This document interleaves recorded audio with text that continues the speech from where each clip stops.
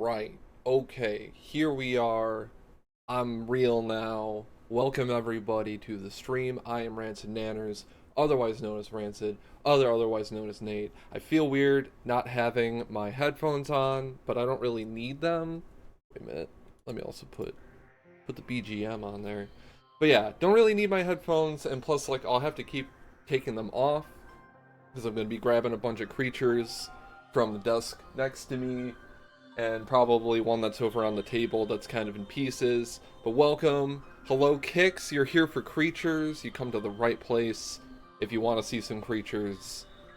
My stream is one of many. Let me give Kix a shout out, though, because they were talking about creatures a lot on their stream. We appreciate creaturers here.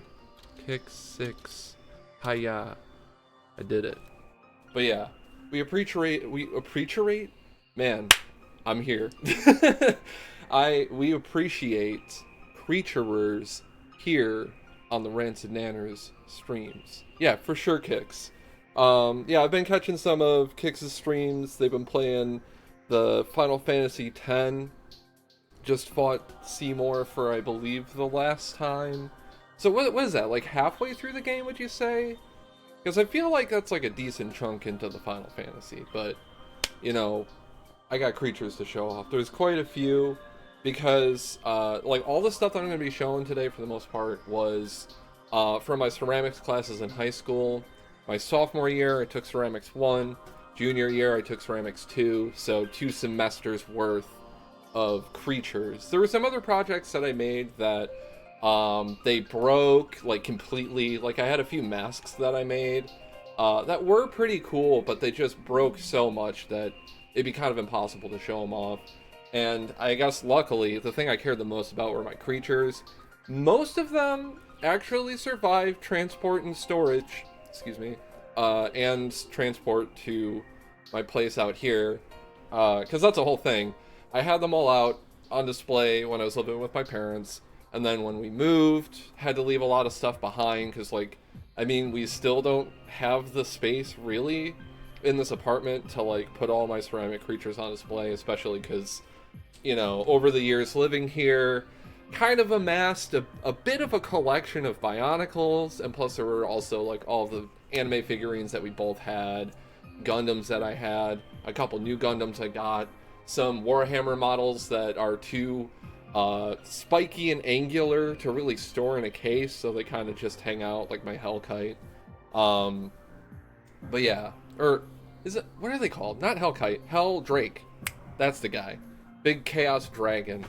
But anyway, we're not showing off Warhammer creatures today, unless anybody wants to see them. And there's like a channel point redemption thing there that I've added recently. If you want to see creatures, you can interrupt the stream and be like, yo, show me this guy, and then I'll go grab a guy. But first one that I do have on my desk is, I made a little Arcune. It's funny, because, like, I talk a lot of shit on BlazBlue, because, like, fighting games, as I got older, as I kind of grew to understand them more, I grew to be able to, like, analyze them and be more critical of them. So when I be talking shit on BlazBlue, I'm just being very critical of BlazBlue, because on like a competitive level, when you really get in the shit, BlazBlue is some bullshit.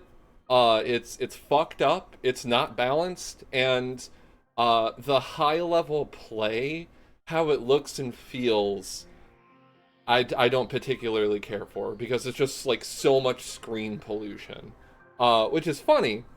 Because apparently this motherfucker is really good at that.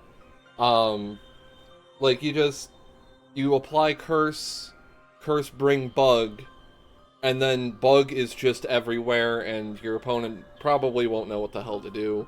I just appreciate a blob guy. So, while I'm not the hugest fan of BlazBlue, if it's got Arcune, and people really want to play it with me, you know, this guy's a creature. And this is just like his like neutral pose, because he's a blob guy, he like morphs and shit. I honestly should have tried to do like the skeletal appendages, because like the bones on the inside, bug is everywhere, yeah. I don't know if you've played BlazBlue Kicks, but bug be everywhere when Arakune's popping off. But yeah, there's that guy.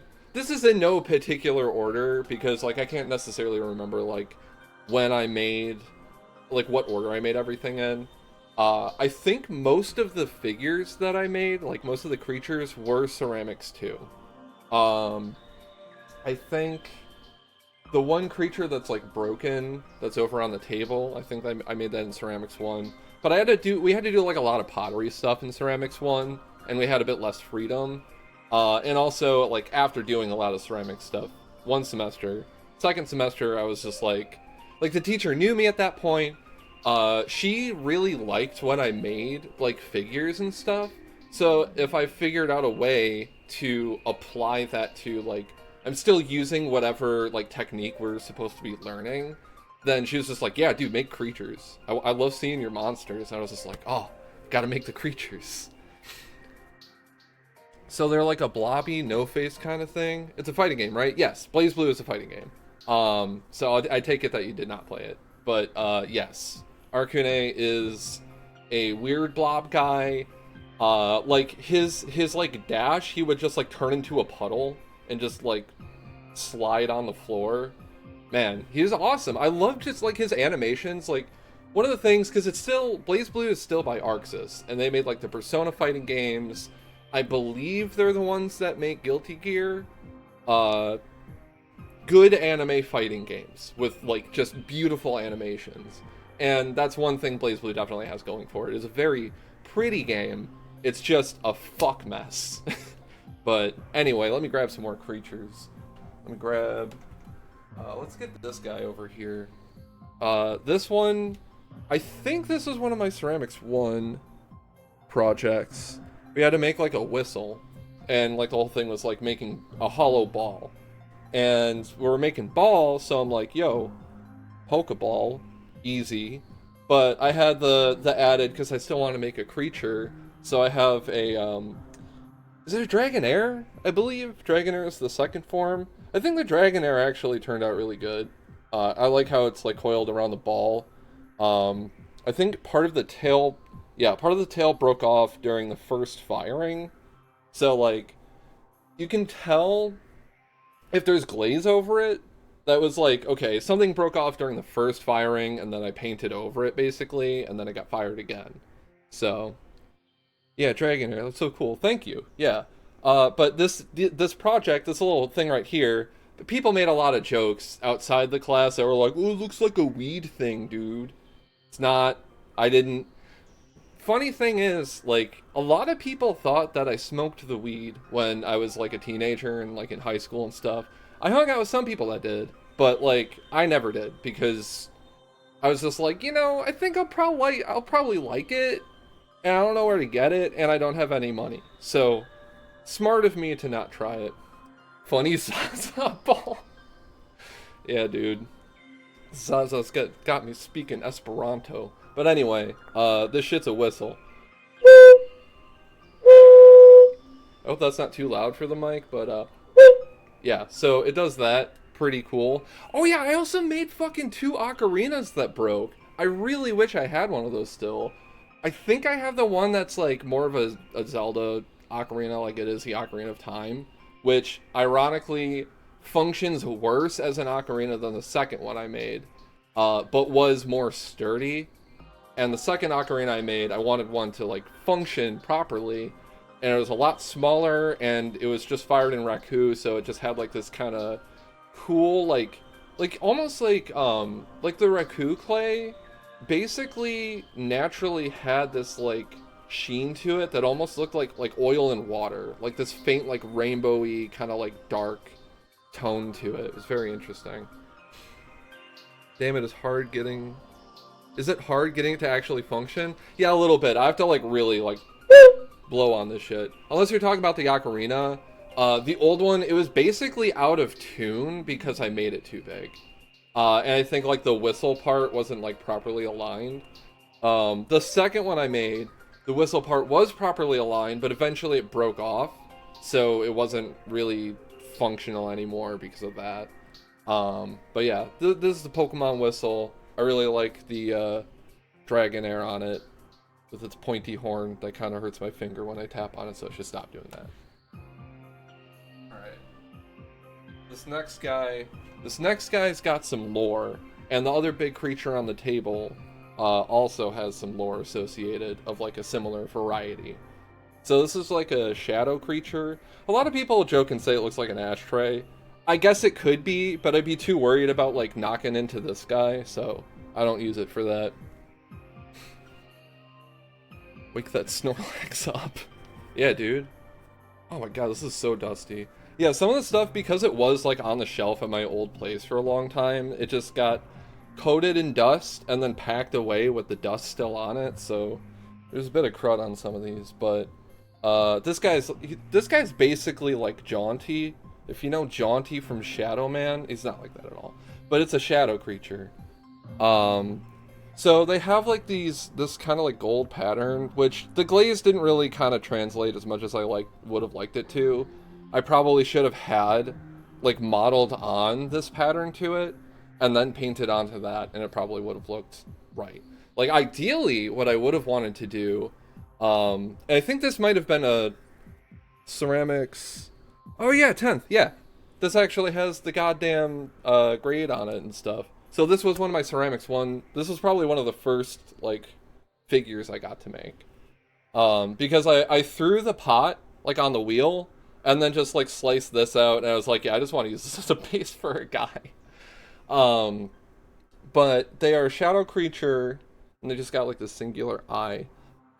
This guy in particular was actually inspired by the shadow creatures in well, I guess they're in 4.1 and 4.2, but the shadow guys from Demon Souls that are in the skeleton level, and that's also part of why I call them Jaunty, because it was a joke that my friend Jaunty, we said that those creatures in Demon Souls were him. You know, more lore. But I really, really like the design of them. I just like how they move, how lanky they are with their like non-head, you know? Yeah, you see it now? Yeah, okay, cool, awesome, yeah. Honestly, because like when I made this in my sophomore year of high school, nobody knew what the fuck Demon Souls was, and now people can be like, yeah, I know the guy. This is awesome. Very Nightwalker-esque. Oh yeah, Nightwalker-esque, yes. Those are like, 1 second. Let me find, I think I know, they're a D&D creature, right? Which fucking guy are they in? Oh, I got books, man. Which monster manual? These are vampire books. Vampire. Shit. Where'd I put it? I think it's in Mordenkainen's. It might be behind the curtain. This is a tangent. This tangent has been brought to you by ADHD. Thank you, Kix. I'm gonna find the guy, because I'm just like... I love creatures so fucking much, dude. Like... Yeah, there he is.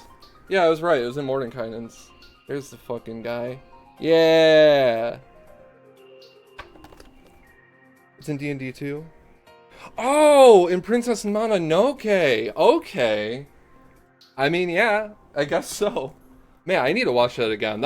I feel like that's probably my favorite Miyazaki film. Probably. Or Ghibli, whatever. You know. The studio. I guess we're talking about Dark Souls. I say Miyazaki, and that's just like, you fucking make movies? Yeah, no, you know what I mean. But, yeah, dude, I need to watch it again. That's like at the end, right? The big Shadow Man, because it would have been like the fucking forest spirit and shit, right? I don't remember. It's been a long time, but like I think because it's like more violent, it's like probably the most violent Ghibli film. I think that's part of why I appreciate it so much, but like the violence is just so like brutal, like quick and brutal, and it's like, it's a great, it's a great way to do violence, you know what I mean? Like, when it's just like, you know, like it has impact and like weight to it. Yeah, it transforms halfway through and then again at the climax. Okay, yeah, I think like it's like kind of coming back to me, but like the big like movements. Honestly, I feel like that's probably part of why, like when I saw the art of the Nightwalker in that book, something probably like went off in my brain where I'm just like, oh yeah, I can imagine him just like trudging through like a city and just like fucking dudes up. In my campaign, it's like an optional area encounter that I kind of made if the party stumbled into it. There's so much stuff that I put in my campaigns like that, and I have a problem.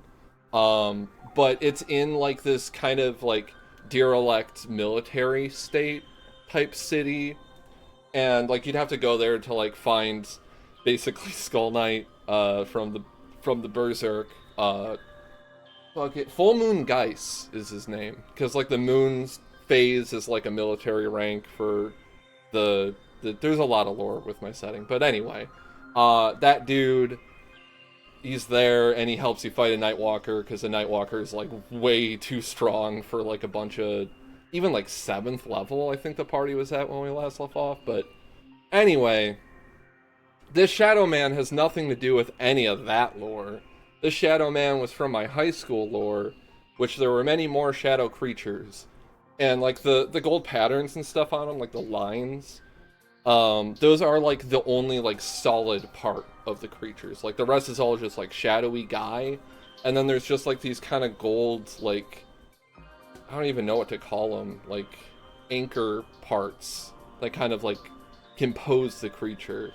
I think the creatures in the first Nier game, Nier Gestalt, like, or I don't remember what the fucking, there's like a new version of it that came out. But anyway, the first Nier game, when I saw those creatures, I was just like, huh, those look kind of familiar. But anyway, that's this guy. The next one, I probably have a bit less to say. It's funny now looking at it, it's like, oh yeah, I just made a few video game guys, huh? Like, that guy is basically just the Demon Souls guy. I made Arcune. I made a Necromorph. I kind of went a little crazy because I wanted arms, but I also wanted to do the scythe arms because I love scythe arms. Like, that's definitely one of the elements of the Necromorphs. Like, when the arms are not on, like, a snake version of the guys. And I also really like the split mouth, too. Fucking... I went pretty hard on this thing, not gonna lie.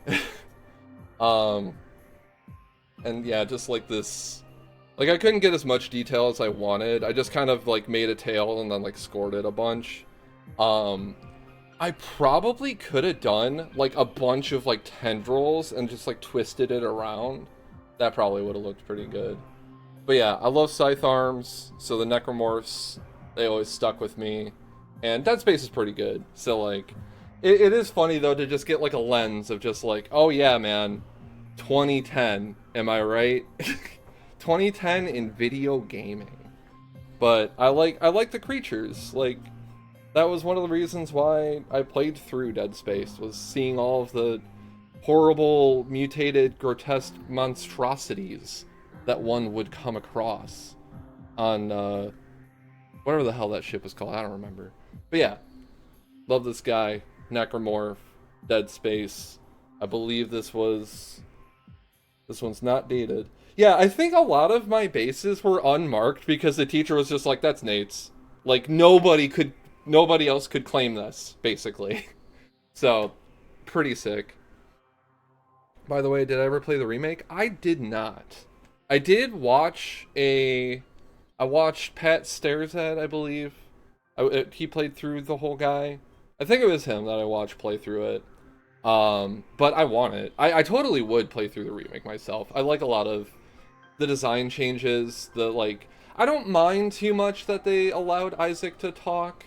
I liked him as a silent protagonist. Oh my god, I gave this thing nails? What the fuck? I was like fiddling with this. I don't know if it'll even come up on the camera. They have fingernails. I fucking did that shit, dog. What the hell? I gave this motherfucker fingernails. The piece is the signature? Dude, yeah. That's honestly, I didn't even realize how powerful it is. Just look at this. Who else made this? No one. Fuck you. I guess keeping on with the video game combo, I also played Persona 4. And 3. I actually played Persona 3 first. Because a lot of people that were into Persona, they were able to give me the knowledge to know that, like, there's so much quality of life going from 3 to 4. Even the PSP version of 3 to 4, like, you gotta play 3 first. Like, if you want to play 3, you really should play it before 4. But either way, just kind of, like, inspired by it, because, like, I don't even think that this is, like, it's 3 Priestess? I don't remember my tarot very well. Where's helpful books? Where's books at? But yeah, thank you, Kix. The details, noticing details on something I made, like, a decade later, I'm just like, damn, I'm pretty good on that guy. But yeah, this is just, like, one of the shadows you'd encounter in, like, a Persona, and it has, like, supposed to be, like, the upside down mask, and it has, like, the 3 in it, which kind of comes up on camera. But yeah, just like a simple little dude, similar. I think I made this in Arakune, like, back to back. I'm like, I just want to make, like, a bloboid with, like, a torso, pretty much. But this one's a little more simple, but it's also, like, a lot of the really simple stuff is what held up over the years. It's sick as fuck. Thank you. Let me grab another guy. And also, I just like shadow creatures, man. Let's go big mode. Now, chronologically, I do remember when I made this one. I think this was one of the first projects in Ceramics 2, or, like, second projects. It was very early in the semester, because, like, I remember, like, the teacher being excited, like, this is a figure project. Everybody's gonna be making creatures. And the whole thing was, take 2 animals you like, and combine them into a creature. Like, pretty simple prompt. Just, fucking, I played Impossible Creatures, man. I know this shit. I do it. Which is funny. Like, I even think I thought about this sculpture when I made, like, my bear eel, and I'm like, yo, I used to fuse this with an octopus. Love me some skull-headed shadow creatures? Dude, absolutely. Like, they could have a skull head, or they could not. You know, like, either way is pretty cool. But, like, I like a skull head. So, you know. Especially, like, a non-human skull head to a guy. I could start talking about my D&D lore, but I'm trying to show off these other creatures, alright? But I also made the joke when I made this thing of, like, okay, can I fuse it with, like, can I do a third creature? Like, a little bit of a third creature? And then my teacher was like, oh yeah, what do you want to do? I'm like, another bear. Got him. I think this is also a move inspired by the NCR, because it's a 2-headed bear octopus. This thing's kind of big, actually. But yeah, we got 2 bear heads. 2 bear heads. Got those bear arms. You know, he's got the right to bear arms. Gotta make that joke. This is also another one where part of it did fall off during the first firing. So they are missing a tentacle. So I guess it's like a septipus or something. That's 7, right? 7 septa, like a septagon, septagram, septipus, a 2-headed bear septipus. Fucking look at this bear, man. I made sure to get the ears. I wish I did more than just the, like, 2 dots with, like, the glaze for the eyes. I wish I modeled the eyes, but, like, those are some, like, snarling ass bears. Like, they're gonna bite you. That's amazing. Thank you. Yeah, man, I'm so glad I get to, like, show these off, because I was supposed to... Oh, yeah, I mentioned it on your stream, Kix. I was supposed to put all this shit away. Like, they were in the bins, but I'm just like, I want to show these off. Like, I want to, like, archive these somehow before I, like, throw them back in the closet. What sort of clay did I use? So... Okay, I know I mentioned Raku for some of my other projects, that most of which were broken or weren't creatures. I don't remember, like, just gray, like, normal, normal clay. Because there's also red clay. and the big creature on the table over there was made out of red clay. I know there is different types of clay, but it was just like the gray, normal kind, like in Minecraft, that you dig out of a river, right? This is clay. It was just made out of clay, like the kind that you... Not, I mean, I guess also not model clay, because, like, model clay doesn't get fired. Like, it doesn't get, like... It will melt in a kiln. Like, I made this guy out of model clay, which is also a bunch of other creatures I made out of model clay that kind of fell apart, and then I grafted them all together, because I'm a fan of grafting. Like, I saw Godric the Grafted, and he's a piece of shit, but, like, you know, I get it, dude. I like this little tentacle back here. This really has tentacle. So this is, like, one of the most recent things I've, like, sculpted. It's, like, the model clay stuff, but I'm going over the old creatures. The decade-old creatures. So I hope that answers your question still, Kix. It just, you know, clay. This is clay-ass clay, you know? Oh, yeah, so it's some sort of, like, proper... Yeah, just kilnable clay. All the stuff I made in high school was like, it dries, it gets thrown in the kiln, you glaze it, it gets thrown in the kiln again, bada bing. Started messing around with oven baked polymer clay recently. Oh shit. You know, I guess that could be a way for me to like get into making like little guys again. I never really thought about just like the oven baked stuff. Because like most of the oven baked stuff I've seen was like the stuff that turns out like foam almost. I have like a stupid little bird that I made out of that. Like, I think it was like just it's like on the package of like the Crayola shit. But if it's more like a hard, brittle kind of thing, then I want to do that.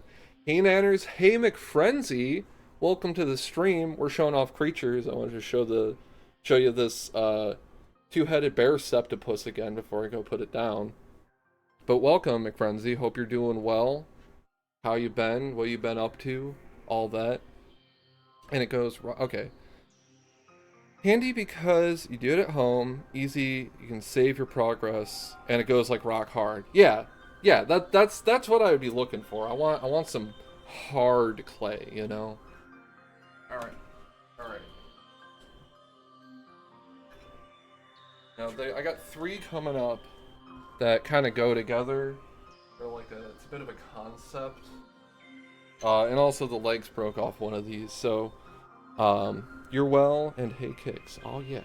We got skeletons, we got all kinds of crazy emotes in chat. Hell yeah. Welcome in, McFrenzy, and anybody else who's been like lurking and chilling. Hello everyone. But yeah, so creatures.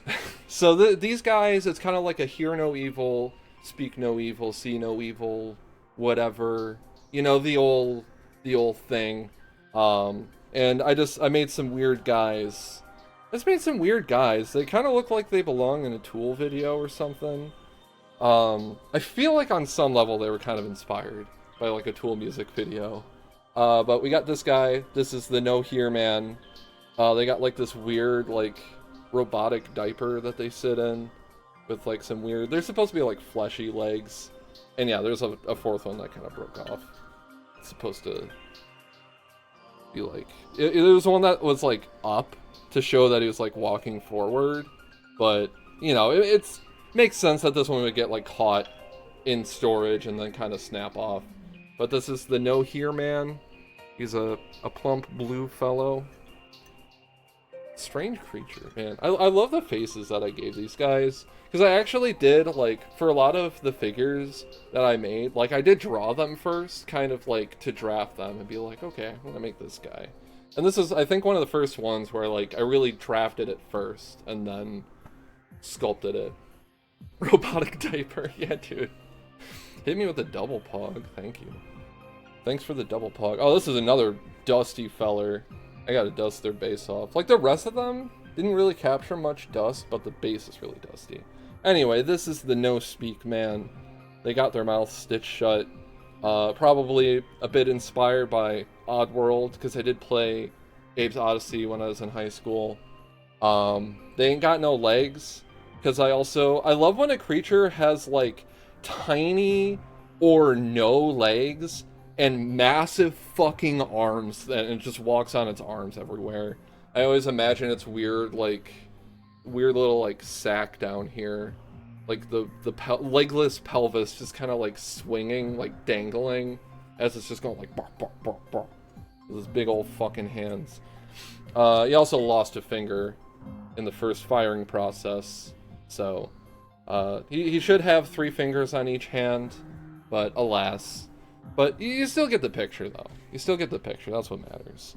I also did design these bases. I can't hold all 3 up at once because I don't have 3 arms. Pendulum-ass body just hanging there? Yeah, exactly.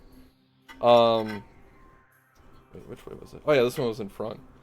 I'll try to get this on camera. This is delicate. But their bases, like, they all kind of fit together. So, like that. You know? Like, they don't lock in place or anything. But they all kind of, like, fit together in a way. So they're able to, like, hang out on a shelf and everything. And then we got our no-see man. This is a green man. This is a long man. They have... I think it's supposed to be, like, some kind of weird bone fist. Like, I know in my mind, I'm just, like, he just kind of, like, hurls it at you. Like, with his body, the arm itself doesn't have, like, I think it's even, like, not even jointed. It just, like, the idea was that he just kind of, like, yeah, like, flailed it at you. And they would just kind of, oh yeah, they also, like, have no toes on one leg, so they just kind of, like, limp around. This guy's a little leaning more Silent Hill than the other two. I'd say definitely the Robo Diaper Man is, like, 100% Tool music video. But that's those guys. Alright. Oh, I should show off Green Man. I actually took a couple pictures of this guy, so I can probably post it on Twitter later. I did post it in, like, the Ingenue Discord, so, like, the Souls people, I mean, Kix and McFrenzy, both you guys, you're on that Discord. But yeah, this little Cthulhuoid, as I call him, this lurking creature, this one was one of my favorites, and I'm really glad that it survived intact. Like, I saw it in the bin, and heard, like, some clanking, like, something broke off. This did used to have a base like the others, but, like, the pose, like, he just goes on, like, a table or whatever. He's just, like, lurking around. I love this guy, yeah. Yeah, so, and like, this was, like, an example of where, like, making all the little individual tendrils for, like, the tentacle face, like, really adds a lot, I feel. And I also, like, I did go over this in contrast, because, like, they were already glazed. But the glaze job, especially on him, was a little uneven. So I just took, like, my Citadel contrast paints and just, like, went over in, like, you know, I just have, like, a dark green, a red. I think I even did the eyes with the black contrast for just, like, the center part. Just to kind of, like, bring it back, you know, to revitalize it a little bit, because this one, again, is one of my favorites. But I'm gonna grab one more creature, and then we're gonna play some Elden Ring. This guy did not survive. I'm pretty heartbroken about it, because I remember when I brought it home, because it's so fucking big, like, people were just, like, kind of in awe of, like, this huge fucking guy. I was, like, carrying outside, like, carrying through the school, outside to the bus, getting on the bus, and people were like, that's a big ass guy. And I'm like, yeah, I made this guy. Let me go grab him though, or at least what's left of him.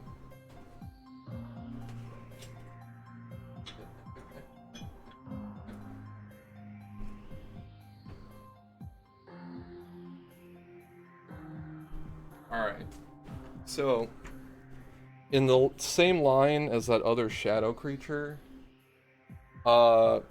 this is a big guy. And, like, there's something in, God, what was the one Chronicles of Riddick movie? Or was it just called Chronicles of Riddick and that was, like, the prequel one? Anyway, there were, like, these weird dog things that had, like, dreadlock heads, and they kind of stuck with me as a creature design. So I had these creatures, I think I called them, like, sentinels or something, because the idea was that their, like, tendril head part would, like, flare up and then like shoot a bunch of lasers and shit. I actually did kind of carry this design cue forward for one of the demon types in my D&D setting. I don't want to get too off the rails talking about that quite yet, because creatures, and I want to play Elden Ring. But yeah, so they also have 6 eyes, which is another design cue that I kept going forward. I can't remember uh, the technique that it used for this. But this was definitely a case of like, yeah, use these techniques and then make whatever you want. And I wanted to make one big guy that combined, like there was a marbling one. So I mentioned like, yeah, just white and red clay. So like the tendrils were marbled white and red clay. And then like the bits that would be gold, that are like the solid parts of the creature, we would apply slip, which was like liquid clay, basically, like really watered down clay. Usually used as like an adhesive to like stick pieces together, with the score and slip. But for this, you just kind of paint it on and then like let it dry a little bit, and then kind of like scrape off like the parts that you don't want. So like I made parts of the body, like yeah, I think like the underside has some of the marbling to it. And then I made like, yeah, all these like details with like the slip on it, and like the head would have like a head plate. But yeah, this thing, it was a quadrupedal creature that was just on like a really big base. The thing's like almost a foot long.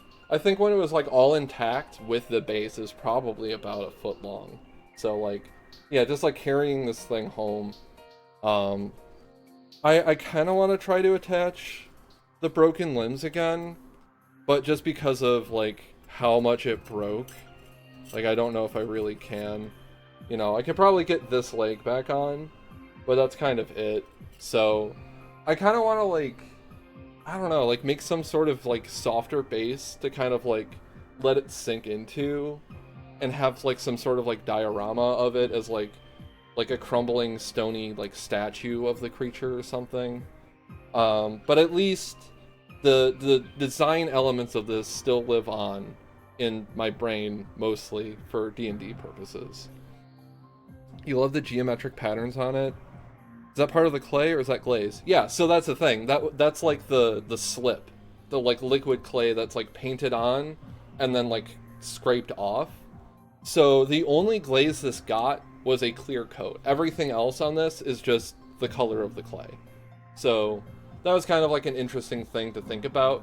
And like the areas where I wanted to do the marble effect were like, because they are like ethereal creatures, so to have some sort of like marbled ghosty effect on it or something. And it kind of translated, but I mostly just like the creature itself. This is a really cool creature.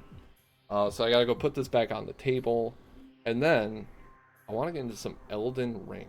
So give me 1 second here. This over here. All these parts. Alright. That was creatures. That was the creatures. Okay. Alright. It's so cool. Thank you. I hope you guys enjoyed seeing my creatures. Elden Ring. Yeah, dude. Also, welcome, Sylvan. Cool to see you in chat. I gotta change my information here. But bam. Elden Ring. And we have defeated the creatures. We are fighting Radahn. Alright. Alright. Alright. Welcome, Sylvan. You're just in time for Elden Ring. Just out of time for ceramic creatures. Although I do still have this little Arcune on my desk. Well, it's on my amp. And my amp is on my desk. You know, creatures. Alright. Let's kill the Fendrana Drifts. I always want to call it Fendara Drifts, but that's not what you call them. Yeah, the creature features But, the trick is that it's always kind of a creature feature here. I got so many creatures to feature. All you gotta do is ask, and I'll feature a creature, you know? Like, I set it to like 1,000 channel points because, like, I don't want to get bombarded with it. But, like, I don't know.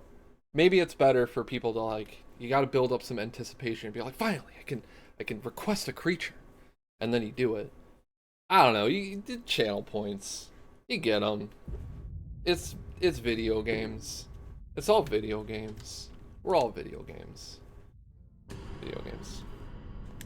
But yeah, so tonight I'm playing the good old Dex Mage. Guts will return whenever the hell I feel like it. you know?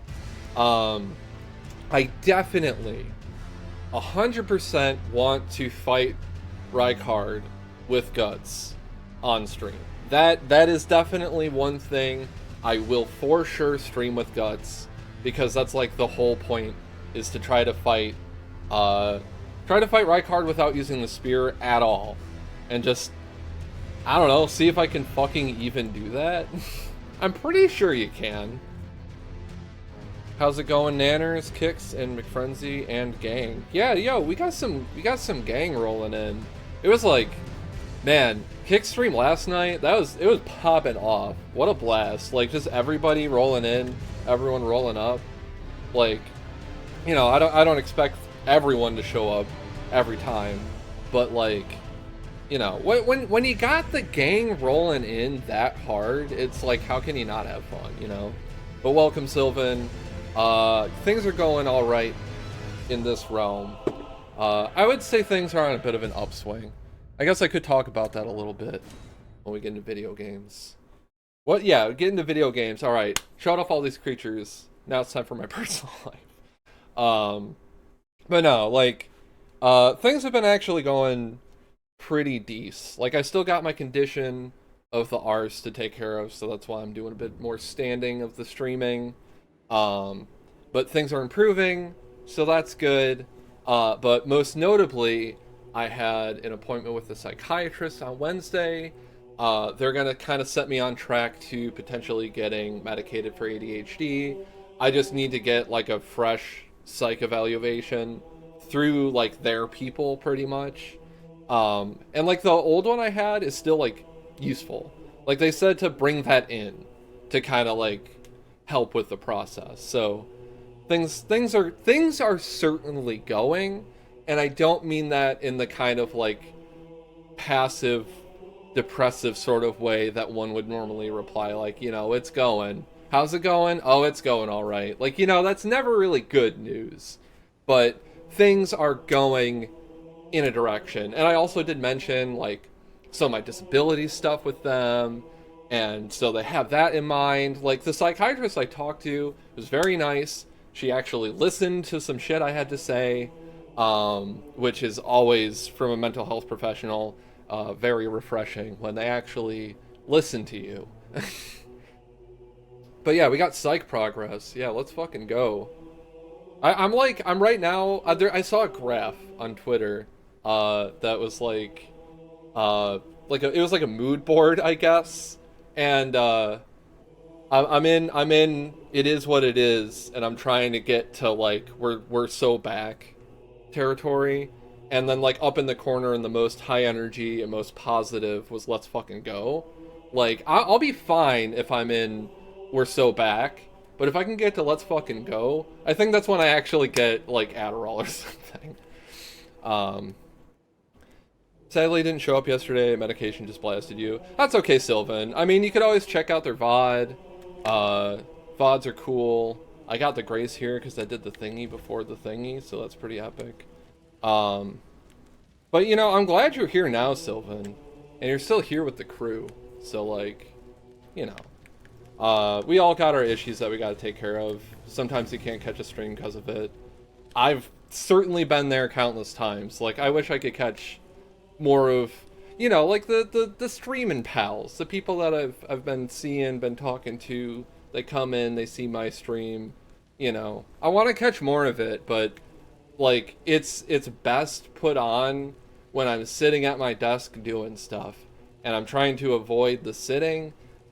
And most of the time when I'm standing and playing a game, I'm playing Tekken, and Tekken doesn't like it when anything else is happening to my graphics card. That's another reason why I really want to upgrade my graphics card when I can afford to do so. That blue set is so good. Oh yeah, the warrior set is just fucking, like, I don't know why I didn't start as this class on my first playthrough, but that's also why I did for this one.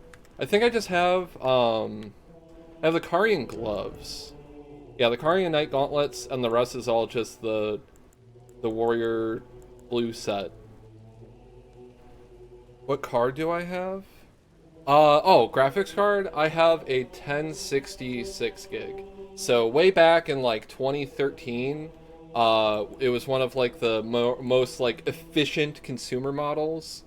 The 1080 obviously, like kind of, it didn't quite blow it out of the water, but it was, you know, 1080 was a real beefer. This thing, it's like it's 10 years old. It's showing its age. It's just been used so much, and for playing Tekken 8, it can barely handle that game. Kudos for moving forward. You know how hard it can be, even if the situations are different. Confident your progress will continue, eventually skyrocket. Yeah, dude, just like in Tekken, is Hwaring with the it's gonna just frame skyrocket. Ta. No, but for real, thank you, Sylvan. I believe in you too as well for your own issues. You know, brain stuff, body stuff, all that stuff. Well, we talk about a little bit on these streams, but like I also kind of mentioned it on like Kick's stream, like when you try to like hide it and just be like, yeah, I got some medical stuff I gotta deal with, that like the mystery, you know, kind of makes it sound more dire, is how I phrased it. And like when it's just like, yeah, I got hemorrhoids so I can't sit, you know, it's just like, okay, that's not like scary. It's not like my bones are gonna like explode and all my organs are gonna like fall out, you know.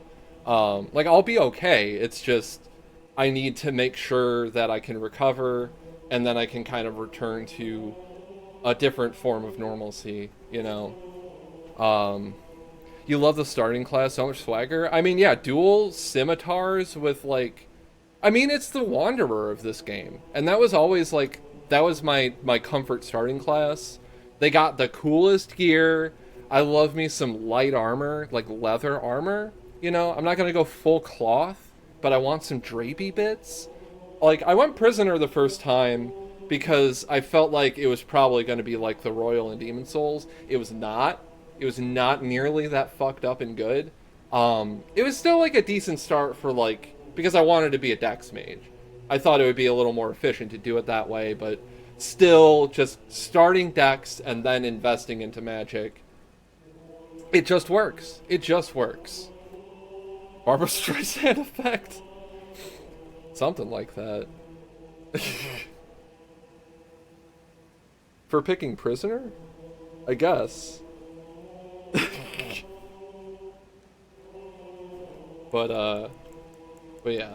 I like me the warrior.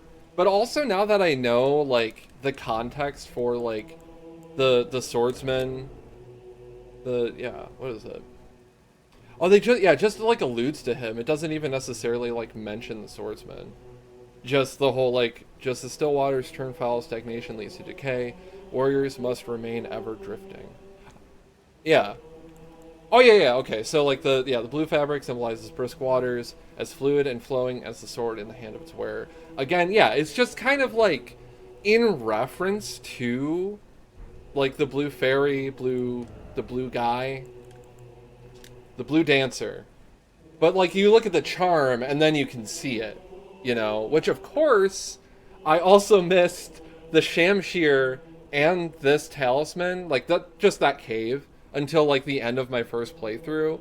So I didn't see any of this shit until, like, the end of the game. And I was like, oh, man, I should have been doing all that. Not necessarily using this talisman, but just, like, embodying the blue dancer. The dancer in blue represents a fairy, who in legend bestowed a flowing sword upon a blind swordsman. Blade in hand, the swordsman sealed away an ancient god, a god that was rot itself. So that is where it kind of ties into like the stagnant waters thing. I mean, this is all like any of you guys that watch Quay, like you guys all know this. This is a lot of stuff that like she also pointed out in like her lore videos. It's come up a lot in a lot of people's lore videos. But like, yeah, it's oh man, I love the fucking Blue Dancer. I want to know more. I want to see more. I want to be his friend. Started off with Swordsman, formerly known as Dual Swordsman in DS2, and the class filled you with nostalgia. I see. Mightiest demigod of the shattering awaits you. Champions, prepare for battle. Defeat the general, claim glory, and grab that great rune. A celebration of war. The Radahn Festival!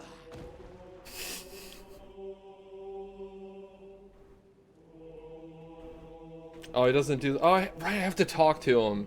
He's got to tell me a story, and then he does his move. Damn, I was setting it up.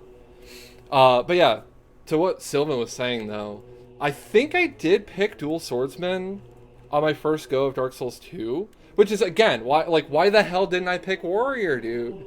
Like, because I did the whole thing of, like, okay, this is the Dex guy, and they got the magic. Also, hang on a second. My stream froze in my playback. Okay, no, there we go. All right. I was scared for a second there.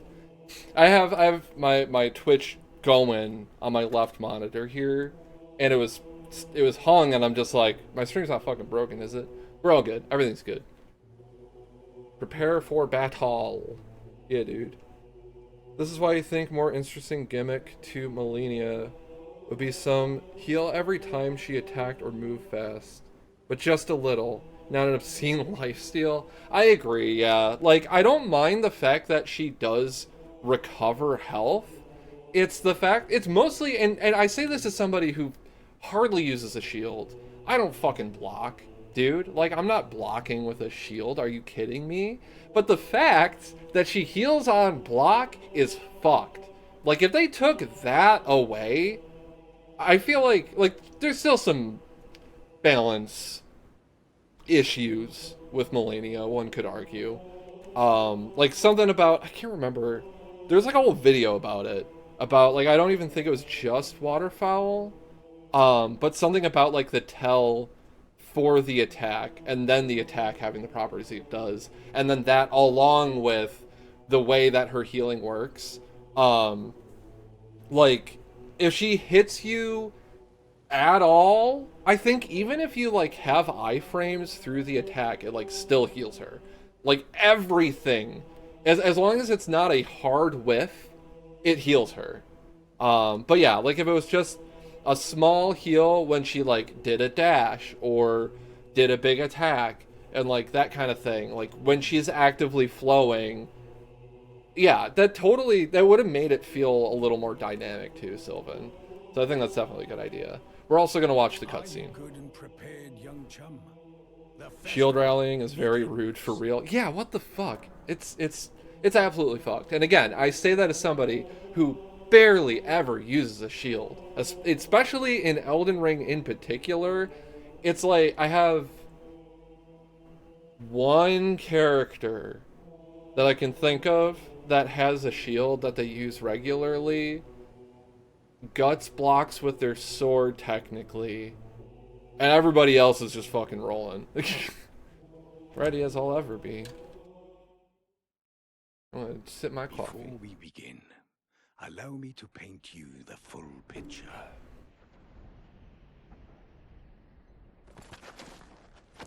Horse. See, the horse is just tired. It's not even that Radahn's too big for them. Although he is. But I'm pretty sure, was it Leonard? Is cursed ever to wander. Leonard's just tired. Use shields to parry the Crucible Knights and that's it. You know what? Scarlet rot, his wits are long gone. Gobble time. Oh, delicious food. Now he gathers the corpses of former friends and foes alike, gorging on them like a dog. It's fucked up. Wouldn't he get, like, more rot in him that way? I mean, dog. Howling at the sky. Can't be good for you. But now, we must make merry.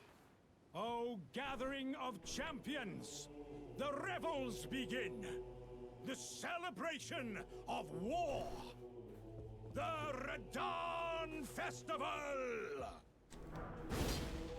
Damn. Yeah, I couldn't get to this menu to spread out with the sword strike. But I got the heartening cry. Oh well. You wonder how Leonard sustains himself eating meat too? Maybe, and that also would probably contribute to Leonard not looking so great these days. Like, it would be kind of, you know, in a sad, morbid kind of way, it would be kind of funny if Leonard looks like that solely because he was eating scarlet rot meat, basically. Because he was eating fucking clean rot nights and just got all rotted. But, like, if it weren't for that, he would have been totally healthy and totally fine. And, you know, he's tired. He's just walking around all the time. Fucking, he's not a demigod. He's just a horse. You will find the field of battle past the church ahead, upon the shore under the fort. General Radahn is there, even now, divested of his wits, devouring corpses, and howling at the sky. Howling at the sky. I do love his delivery on the just howling at the skyline. It's definitely a iconic line from him. From oh my god, I'm forgetting his fucking name. The guy, you know, I kill him all the time. You will find the field of battle past the general divested of his. Goddamn, what is his fucking name? I feel like such an idiot forgetting his name. Oh my god. If there were pictures of him being a beefy horse, it would be even better. Oh yeah, like still lanky, but like fucking strong ass back with like these tiny legs type horse. And just like, yeah, Leonard was like, he was fine. Like he's still like a weird horse, but he was like, you know, he wasn't unhealthy. I really like that they did with Radahn aspiring to become a lion like Godfrey, but being doomed to become a dog like Radahn. Ooh. Ooh, that's spicy. That's a spicy parallel. I never really thought about it like that. Become a dog like Radahn. And that also has a lot of implications for like his role in relation to like Marika, even though it's like he's Marika's shadow also, kinda. It's strange. There's a lot of stuff there. There's a lot of stuff. All right. What is my vigor? My vigor is 30. Okay. All right. I was scared for a minute there. I'm like, am I just gonna die? Let's see. Let's check our runes. Do an equipment check before we get into it because the ad's about to hit. But people who are subscribed will see me fucking around with my equipment. So hell yeah, I guess. Let's see, filigree crest, pretty good. If we're gonna be using our weapon art against Radahn, like they always call Radahn a hound and all of his stuff. He has his red wolves. Yeah, exactly. I mean, yeah, it makes complete sense. And like how many hound relations there are associated with Radahn. There's also the Beasts of Radahn, which does kind of also kind of play in tandem with that, because shadows aren't necessarily always dogs, but they're always beasts. But dogs are beasts, so wolf beast, it makes sense. Radahn is a red wolf of Radahn. Mind blown. Yes, actually. Jaren, oh my god, Sir Jaren. Thank you. I was losing my fucking mind over that. Jaren's dialogue, he keeps comparing Radahn to a feral dog and stuff. Yeah. Man. Dude, you're like, you guys are expanding my mind. and I appreciate it greatly. I like a good mind expansion. Speaking of Radahn, his icon is probably not going to be all that useful here. Yeah, I think probably just these. Like, I don't have, like, a huge amount to work with at this point in the game anyway, so I think we're fine. Magic damage. Yeah, we're probably going to be casting a lot of spells. Who are we kidding? Am I going to fucking hit him with swords? Probably not. Probably not a whole lot. Alright. I don't know why I'm so nervous. I beat this guy like 10 times. It's fine. But I'm a little nervous going into here. I don't know. Maybe it's because I gave myself, like, the build-up. Alright. Get the friends. Summon the friends. We summon the friends here. Alright. It's the festival. It's the Radahn festival. It's a festival of war. Am I gonna just not invite all the warriors? Like, come on. Ow. Let's, take a sip, babes. Alright. Horse. Honestly, horse. Ooh. We'll get patches in. It's funny. Oh, good. Alright. Thank you, Sonic Bubble Shield. That was too early. I'm fine. I'll be fine. It's fine. Alright. Scholar's Armament. I'm totally gonna hit him, guys. I'm gonna do it. Patches return to his world. Ow! Okay. That's fine, I got this. Alright, no follow-up. It's got the jukes. It's got those Leonard jukes! Oh, there I go. Yeah, nah. The nah, I leave Patches meme cracks me up. I mean, fuck it, it's so goddamn funny. Yeah, everybody just got bodied the second I was gone. Is it storming outside? I just heard some, like, crazy wind. What on, dude? It's just the wind. Usually when I can hear the wind outside, something's going crazy. Alright. Maybe I'm just hearing things. Probably not. Okay. Alright. We also had 6 souls on our person. I'm not using that. So, like, whatever about dying. It's fine. I'm just gonna look like a goddamn scrub, is all. You know? I trust me, I'm good at this game, even though that's not really the point. You know? Right. Yeah, there we go. That's a dodge. I'm not bad. I'm definitely not bad at these games. Maybe I don't give myself enough credit. I don't know. It's hard to know how good I am at a thing, because in the age of the internet, most of what you see are like, it's always just like the cream of the crop, and it's just like, are there just like normal people? Do normal people still exist? I say normal as like a weird fucker, but like, what I mean by that is like, normal, like, does intermediate exist? You know what I mean? And like, I find myself at like intermediate levels of skill for a lot of things, and it's hard to find, like, you got beginner and then people showing off like premium skill and like nothing in between. And like, especially with like Warhammer stuff, it's like hard to find like intermediate skill levels. It's always just like insane detail with like equipment that I can't afford, or like fucking like, here's how to paint something at all, as if I had never painted. And it's like, can I just find something that's like pretty good? You know? Just like, give me the good fundies, the good fundamentals. And so I'm like, yo, I'm not gonna hit this guy with my sword at all. And then I'm, ooh! No, give me crit, yeah!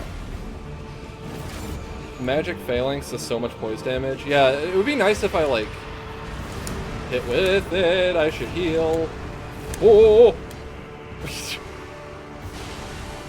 You know, I do appreciate that after all of this, I am still, like, intimidated by Radahn, you know? Alright, where the fuck is he? Where do you come from? You come from... the north! What?! Who dies to this? Who dies to this? God damn it! I die to this. Man. I can't believe I died to this. Who fucking dies to this? I'm not bad at this game, I swear. I swear to y'all. I am straight swearing to y'all. I'm not bad. I'm real. I'm real. Okay, so I should probably just cast spells. And, like, do a bit of a phalanx. Alright, boys. I also gotta get the boys, you know? Now, I also gotta not eat one of those arrows that's, like, not really that hard to dodge. Nice try, thank you, Kicks. I am certainly trying. I know the tips and tricks, you know.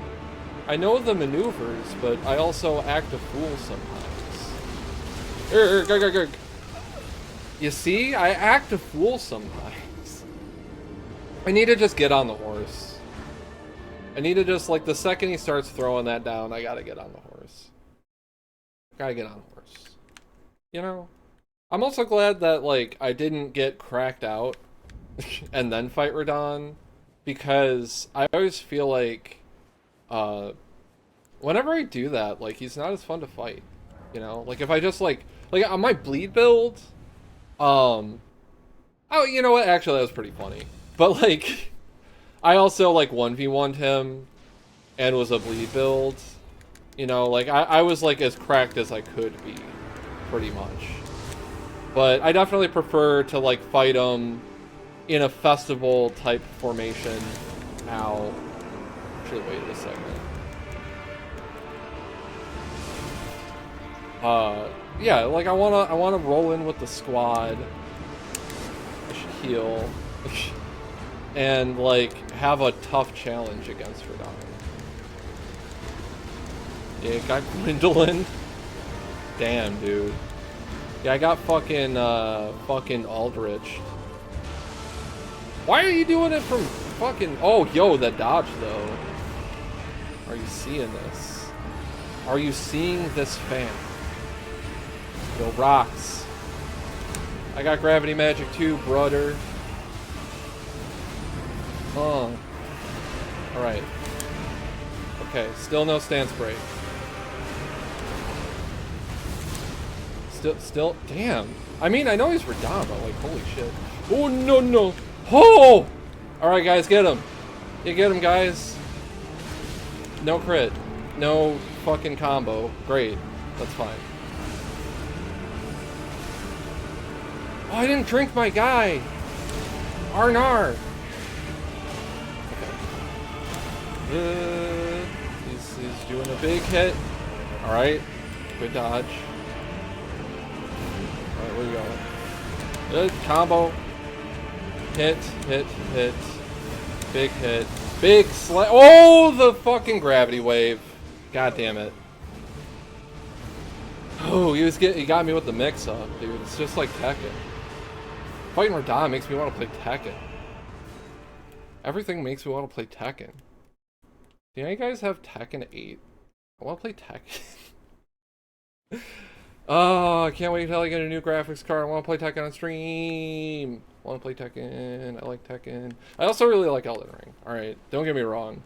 I'm not, like, playing this begrudgingly. I fucking love this game. Alright? I'm glad that I thought of any reasons to play it again. You know? Like, I guess I need a reason to play Elden Ring because I have played it so much already. I mean, like, the DLC is part of it. Like, this character in particular is, like, you know, it's the Rancid redo. Like, I intend on going into the DLC with this character first. And after I beat Radahn here, I'm probably going to be playing them more off-stream. I want to get these fucking guys, dude. Come on. Give me Blythe and fucking Patches. What a great iconic duo, Live and Patches. Got Gravity Magic too. I picked it up pretty much where you and your soldiers fought Millennius goons. Yeah, dude, I'm like a big fan. I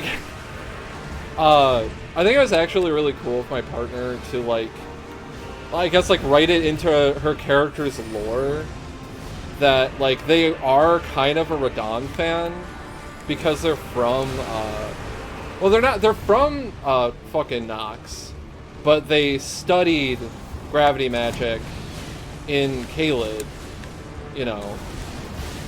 And so like Radahn would have been like a notable guy at that time, like when they were like a living Carnage, I guess. Yeah, just fucking rock this guy. Head. Just throw rocks. Why make it more complicated than that? Okay, bye. Alright. Okay. He doesn't always come from the east though, right? Like, it'll be a... Oh, is it always from the east?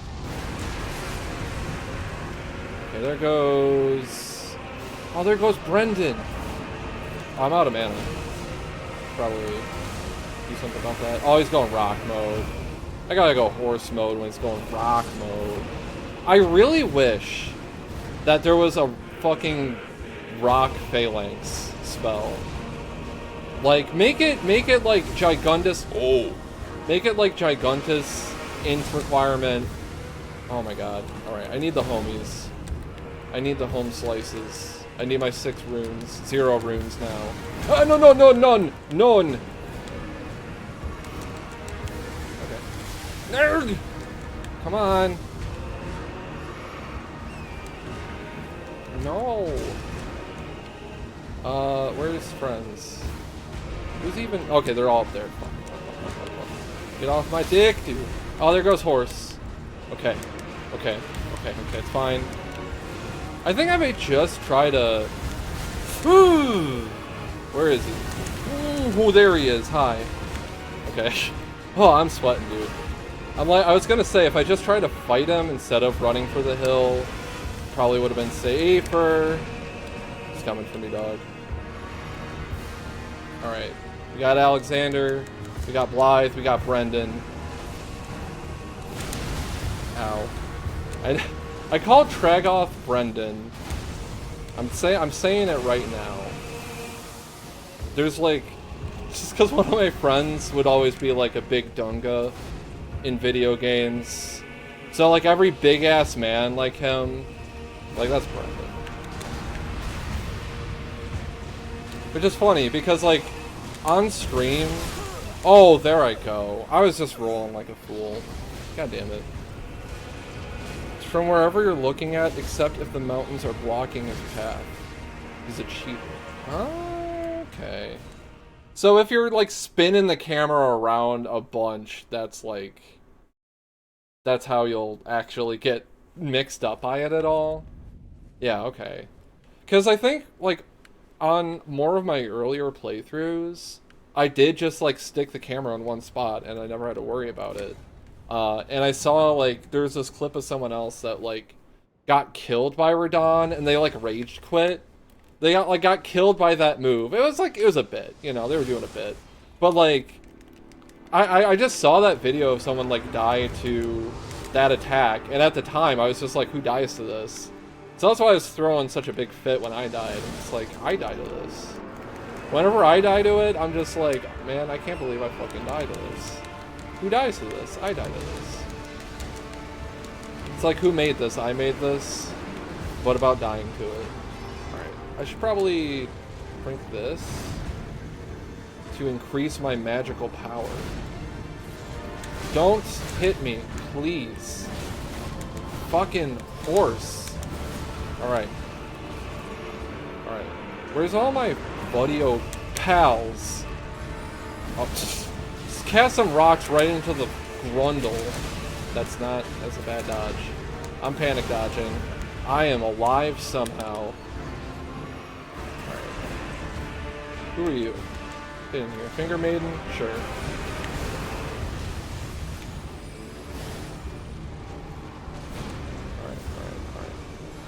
keep it cool. Cool and collected. Cool and collected. We'll break a stance. Eventually. Right? Oh no, Tragoth died. Oh, stance break! Ah! I don't think I have enough stamina for a full combo to be more than a crit. Or at least not, like, significantly more. Ew. Yeah, jump attack. Good idea. Ba. Ba ba. Ba ba. Ba ba. Yeah, dude, I got 2 curved swords and I throw rocks. I'm just like Radahn. Drink the thing. Drink it. Okay, bye-bye. Oh. Alright. Still got a couple dudes. They're bound to die. Where is he at? Oh, there he is. Yep. But we got Blythen, though. Blythe's that dude. He's like one of the few NPCs that can, like, actually realistically fight Radahn. Big slam. Okay, it's rocks. Alright, alright. Wasting stamina. Big slam. No blast? Okay. I was scared of the blast for a second there. Should throw some rocks. To support my friends! He's beating up my friends! Hey! Stop hurting my friends!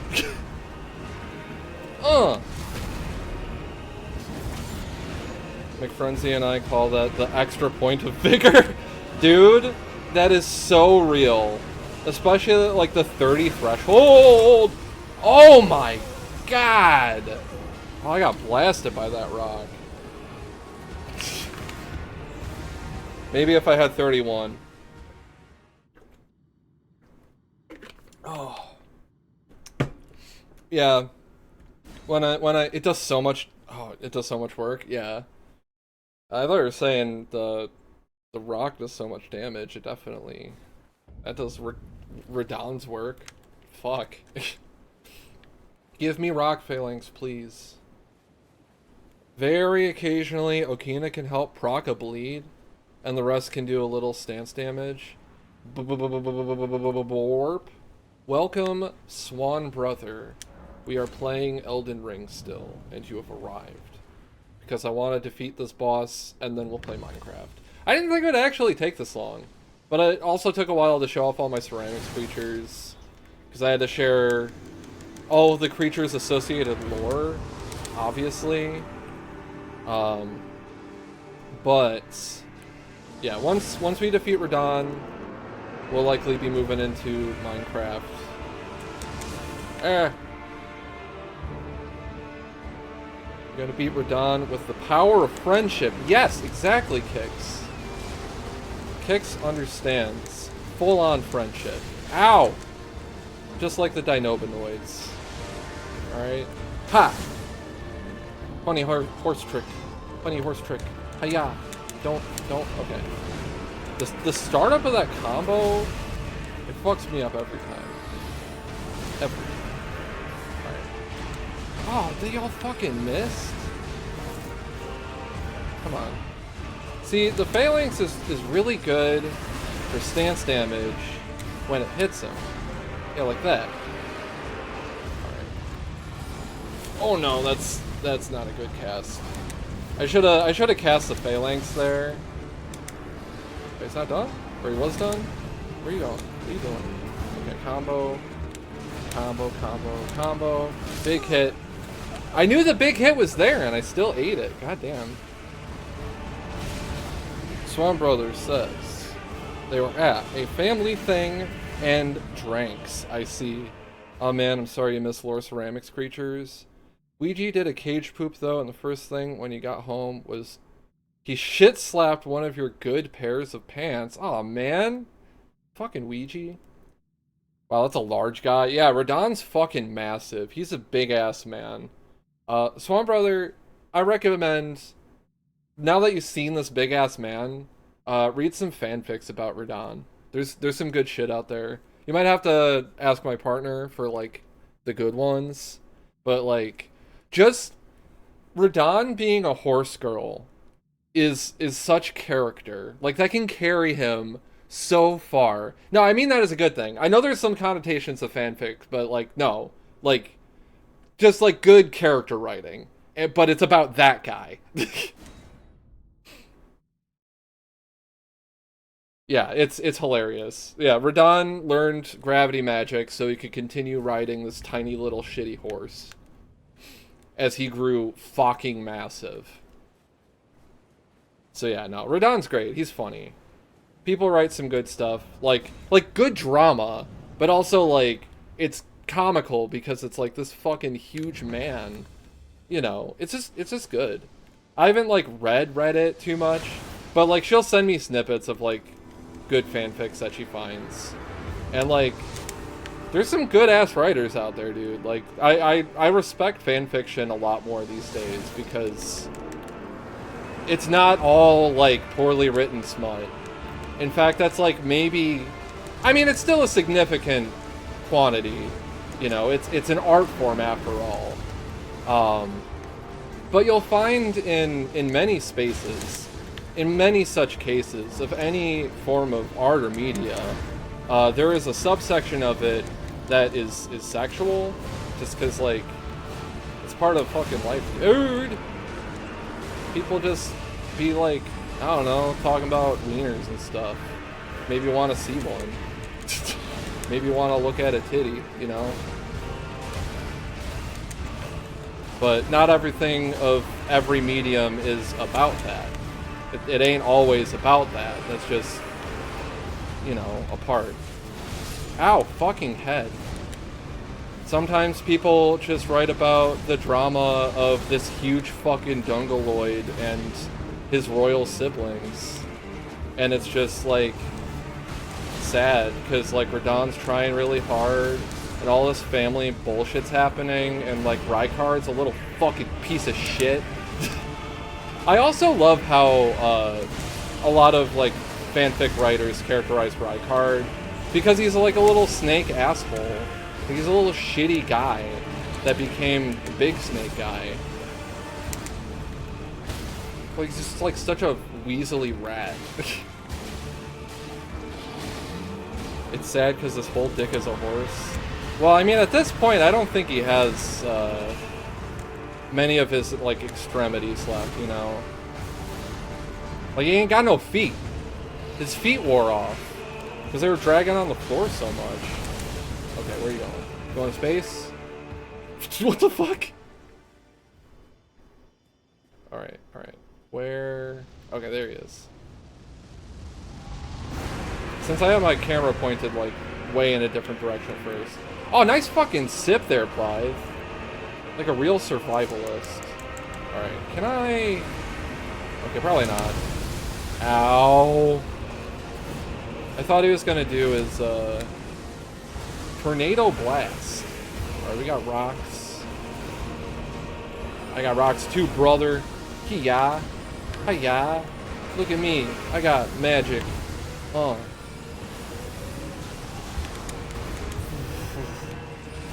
Uh-huh. Oh my god, I was just out of range of that. Yeah! Oh yeah, I knew it was gonna be the stance break. Oh, that was spicy. Alright. Let's keep it going. Keep it moving. Yeah, Tank Blythe, thank you. Alright. Yeah, me and Blythe, we're a great team. Because he's crazy. He's a good tank. And he's got a huge jump attack. Hey, he's my friend! Fuck! Rock! Oh. Remember the honest trailer for Elden Ring. Laugh at Radahn's ridiculous horse. The character dies. Cry around Radahn's ridiculous horse. Where'd he go? Uh-oh, he became a nuke. Okay. Yeah, he does that. He does that. It's not a big deal. As long as you know where the nuke's dropping from. Who are all those people? They are my friends. There are a bunch of different characters.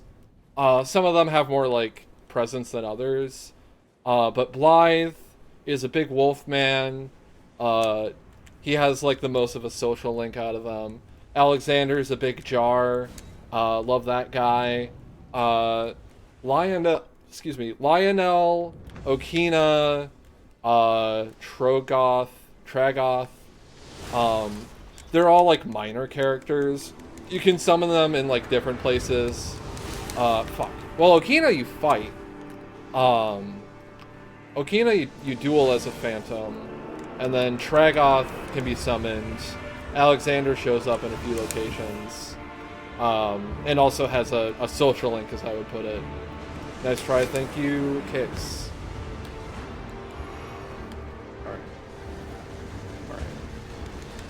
Alright, this time's a real time. Get on horse. Get on horse. Get on horse. Let's not get Aldrich. Come on.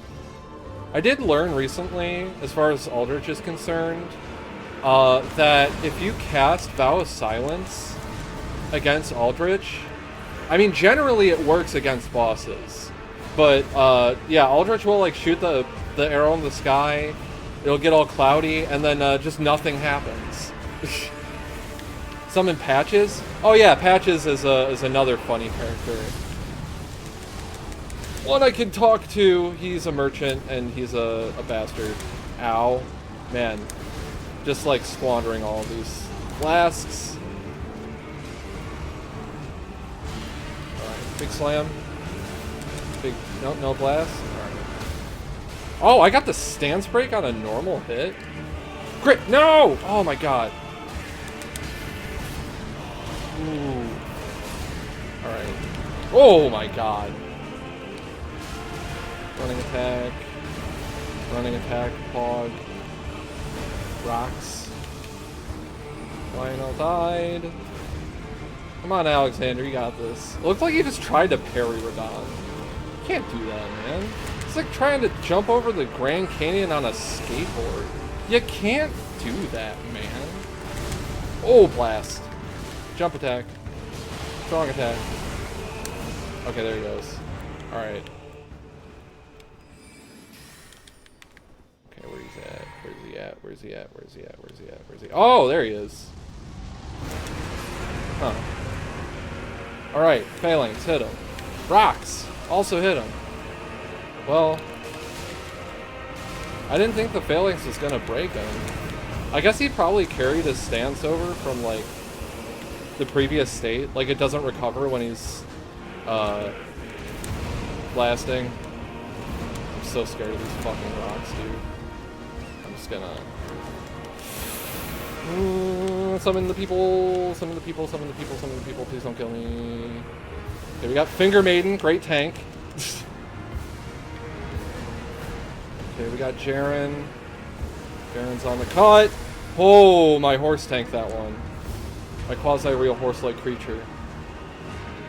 Okay, I'm just like, stay the fuck away from him. Honestly, I just want to summon my pals. We got Alexander, alright.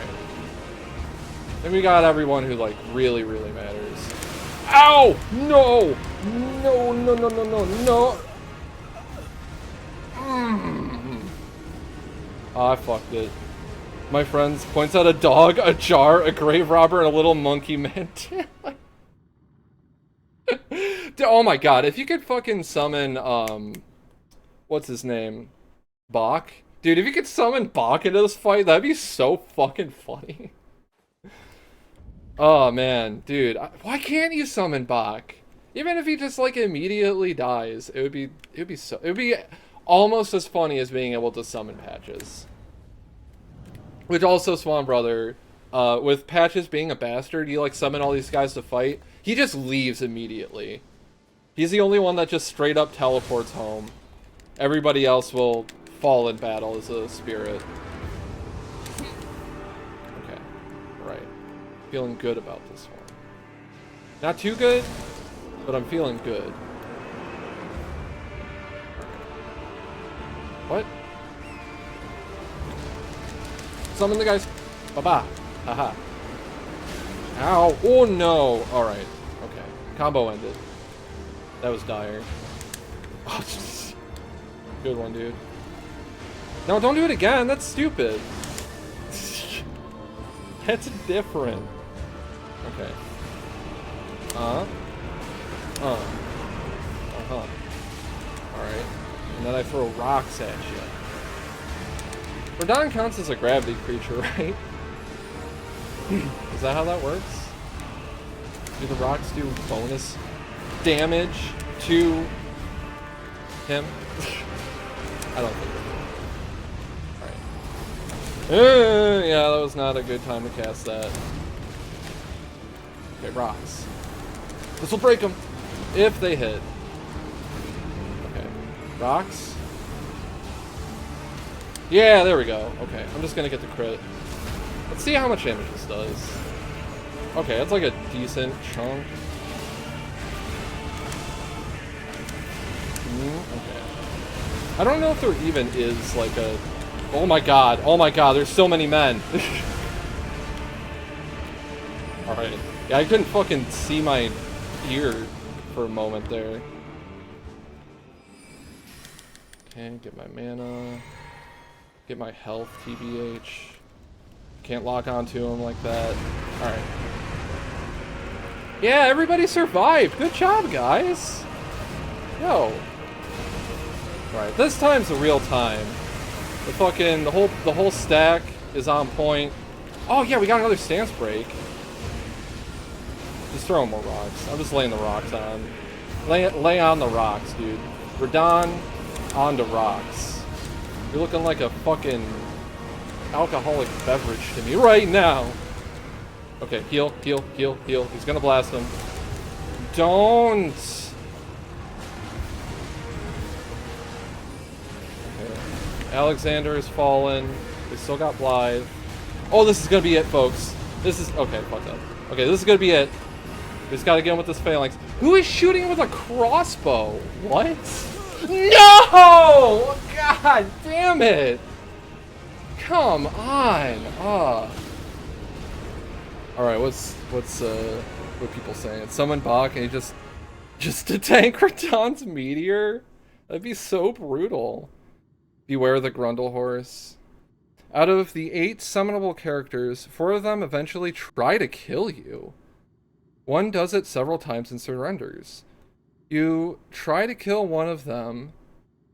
Oh, right, okay. I thought you meant, like, in the battle itself. I was like, fucking what? Yeah, okay. One does it several times and surrenders. You try to kill one of them as a request from a former character. One of them requests you to fight them to the death. Sad. One of them is being puppeteered by someone who hates you. And the final one is part of a request where you may choose to help kill a person or help said person kill him. Friends! Yeah. Bros. Nar! Unfortunately, I'm not Australian like Kick, so I don't be just saying nar. I'm sorry, like, I know it's just the accent, but whenever it's like a really dejected no, like just the nar, I can't help but fucking giggle. I'm not just like making fun of Aussies, but like, nar is it's funny. You guys know it's funny. Nar, dude, yeah. Nar. Nar. Yeah, there's like another time I was watching a Buff Wizard, another Australian streamer pal of mine. And just like from across the room, I just heard him say Nar, and I'm just like, fucking, dude, Australians are funny. Alright. Dude, King Gizzard is from Australian? They're from Australian. Jesus. I'm really firing on all cylinders tonight, aren't I? Alright. Don't do that. Don't fucking do that shit. Don't do that. Yeah, swords. I just hit entirely his horse. Ow. I'm sorry. Yeah, I gotta lay off hitting Leonard. It'll just piss him off. Patches, goes bye-bye. Like he always does. Yeah, the roll recovery attack on the curve swords, I'm not normally a big fan of it, but it's at least good against Radahn here. Just like the way he's shaped. The, like, uppercut slams. I need to stop being afraid of that attack. Like it has an AoE, like that move does. Oh, we are just fucking wailing on him. Ooh. Probably should have, yeah, just done a combo. It's okay. I'm out of stamina. There he goes. Where will he come from? Everybody should know. Okay, there he is. Da, da, da, da, da, ba. Who survived? No, just rocks. We're just casting rocks here. Well, actually, you know what? I think just some great glintstone shards, not bad. Oh no. No, no, no, no. Shockwave. Yeah, I knew that was gonna get... I panicked so hard. That was some pummeling. Yeah, we just gotta do that again. If their parents were Australian, that checks. He's from Australian then? Yeah. I mean, I would assume as much. He's from Australians. His dick broke its leg, and we had to shoot it. What? I mean, I guess. Was that just for me attacking Leonard? Nice try again. Thank you, I'm trying. I'm trying so hard. And we're getting so far. But in the end, ow! In the end it will matter, I swear to fucking God. Say no, Lincoln Park. R.I.P. Dick. Yeah, Radahn's dick has been non-functional for centuries, that's for sure. You can bet on that. You can go all in on that. Bet your fucking life savings on Dickless Radahn. Yeah, they call him No Dick Radahn back in college. Actually, it was after college that he got scarlet rotted, so that doesn't exactly line up. Oh, hey. Oh, hey. Alright, please just leave me alone. Alright, ow. I cannot survive. I cannot survive. Thank you, Finger Maiden. I actually got healed? What the fuck? I can do that? I knew they could do that, but they never do that. They just kind of stand there. Alright. Rocks. Rocks from down the block. Alright. I'm going in. I'm going sicko mode. I went sicko mode and I hit him just like once with my normal attack. Like, it wasn't even like a jump attack. Okay, that is a move. If you're on his swords. Ow. There we go. Okay, yeah, pummeling. Pummel time. Pummel time. Pummel. We're pummeling. Good old pummel. Pummel time. Alright, bye-bye. Okay. Yeah. I should have enchanted my sword. Okay, there he is. Oh, I can lock onto him while he's in descent. Okay, just Alexander went down. Oh no. Right. Okay, those all whipped again. Pretty epic. Just throw rocks. Just throw out. Oh my god! It's actually fine, but he was just into... He's just into feet big time, and now it's like, what's the point? Because he has no feet anymore? If it's that color, something has gone terribly wrong. I mean, yeah. Like I said, he got rotted. It's for horse. Scarlet cock. God damn it. God damn it. We're having fun here, though. We're having fun. This has been a good time. Old Dickless Radahn. You know, I feel like the phrase, you can bet your life savings on Dickless Radahn. Like, if that doesn't stick with myself, at least, like, whatever will. Yo, Patrick Galactic, welcome. Got the Funky Kongs in chat. How are you doing? My friend, my pal, Patrick Galactic. We're fighting Radahn here. And I should get on my horse! Oh, hey. Do a good old figure eight there. Oh, don't shoot me. That's stupid. That's silly of you to do. I said don't fucking do that. The horse trick is actually quite effective. Versus that, I didn't want it. I wanted to thought I had my sword out. I definitely wanted to hit him with my two swords. Like that. Ow. Okay, maybe not like that. Definitely not like that. Alright. Okay. Let's perform my role as the mage. Alright. I really like to use my sword. But let's stay on our lane a little bit. Unless it's pummel time. Pummel time. Ha. Ha ha. Ha ha. Ha ha. Bye-bye. Oh, not bye yet? Okay. Oh, I dodged his suck.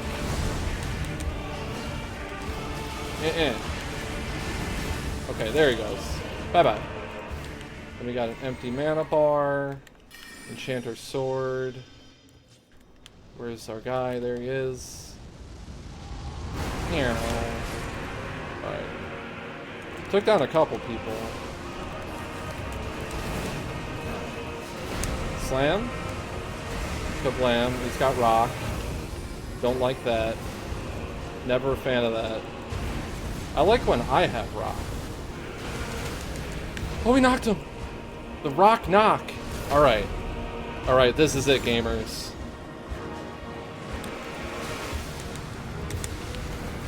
Ball rising. Yes!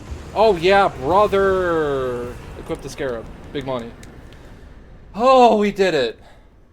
Yeah, it's all thanks to Patrick Galactic. Gave me the extra morale boost I needed. Okina has died. We did it, guys. Yeah, first try, easy. Alright, now let's watch a cool-ass cutscene. I'll take a sip of water. Whoo-wee. Let's fucking go, GG. Thank you, Kicks. Hell yeah. The stars are back in motion. Ew.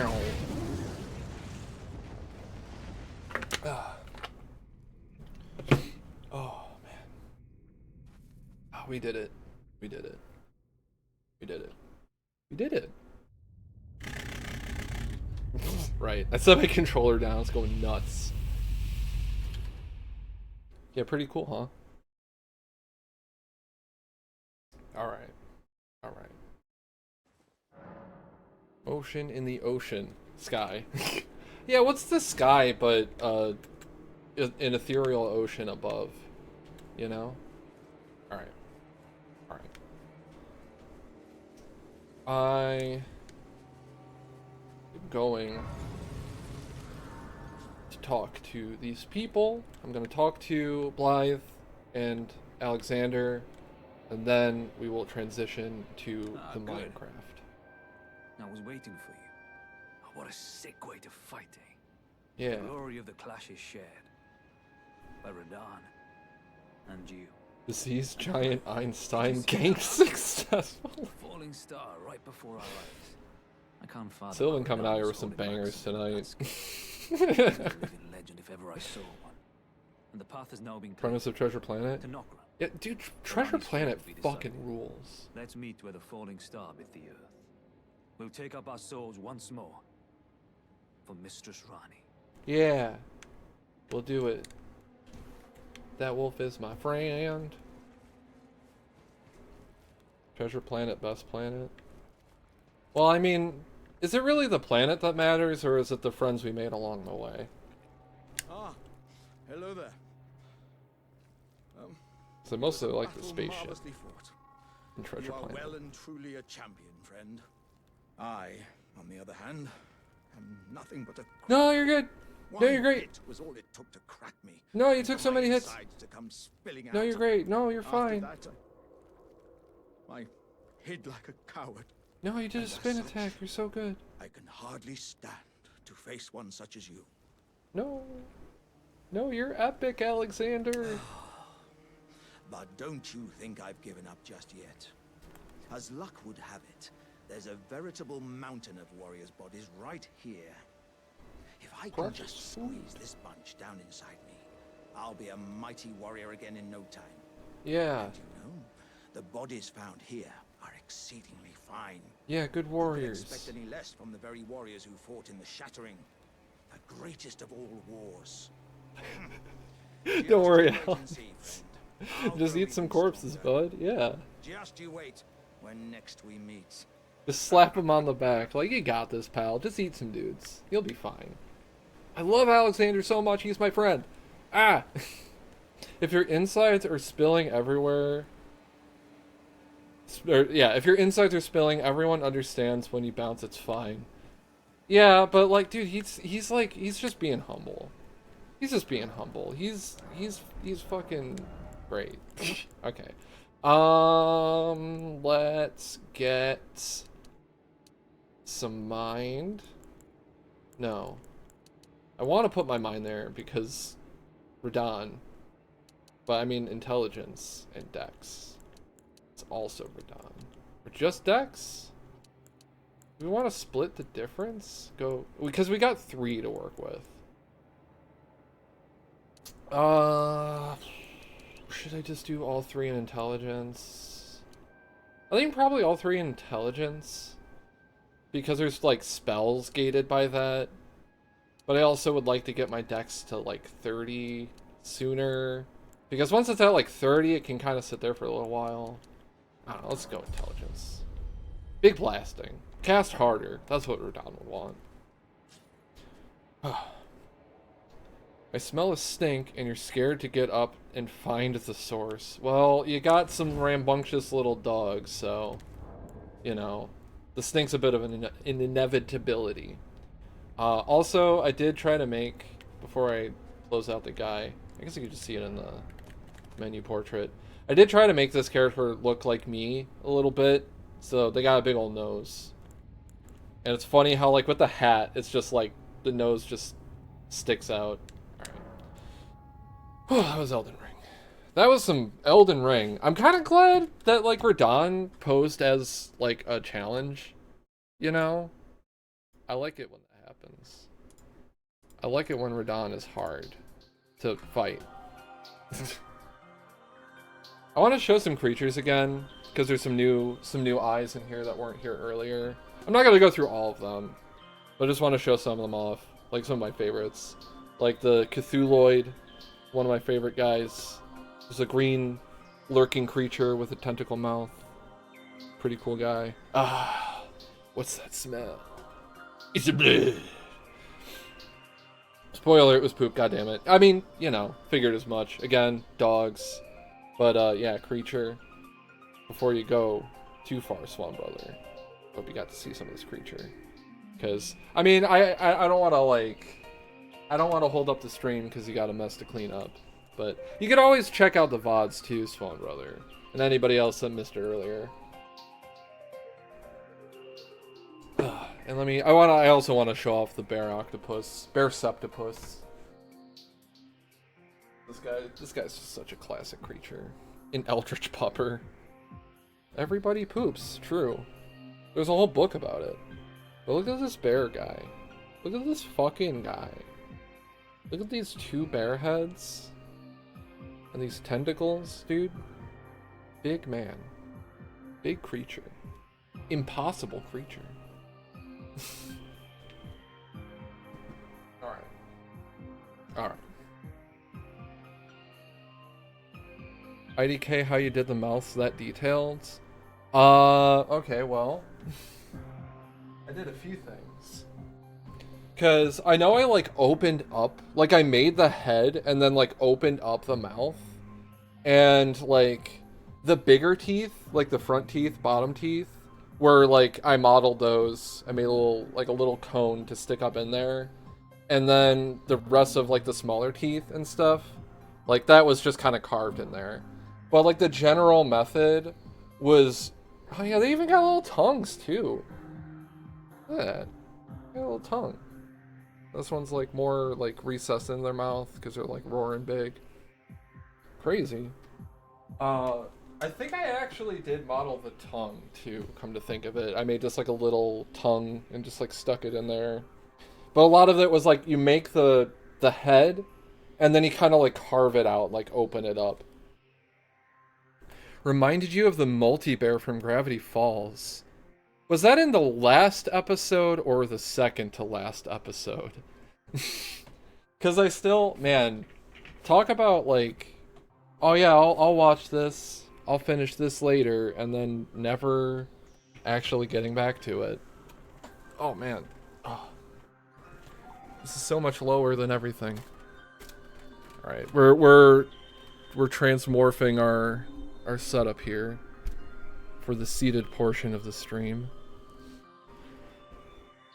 Oh, but yeah, if the multi-bear, or was it like a random episode? I don't know. It's been a while. But the main question is, if I had seen it, I probably thought of that sculpture. It was the second to last episode. But it debuted in the first season. Okay. Okay, so I would have seen the multi-bear. I probably saw it and thought about that sculpture, though, is the point. And if I had not seen it, then I'd be like, God damn, I missed everything in that last episode. But yeah, I held off on the last episode of Gravity Falls because I was just like, oh, I don't want it to end. I don't want summer vacation to be over. Dude, I wasn't ready. I was never ready. And then I never watched it. Alright.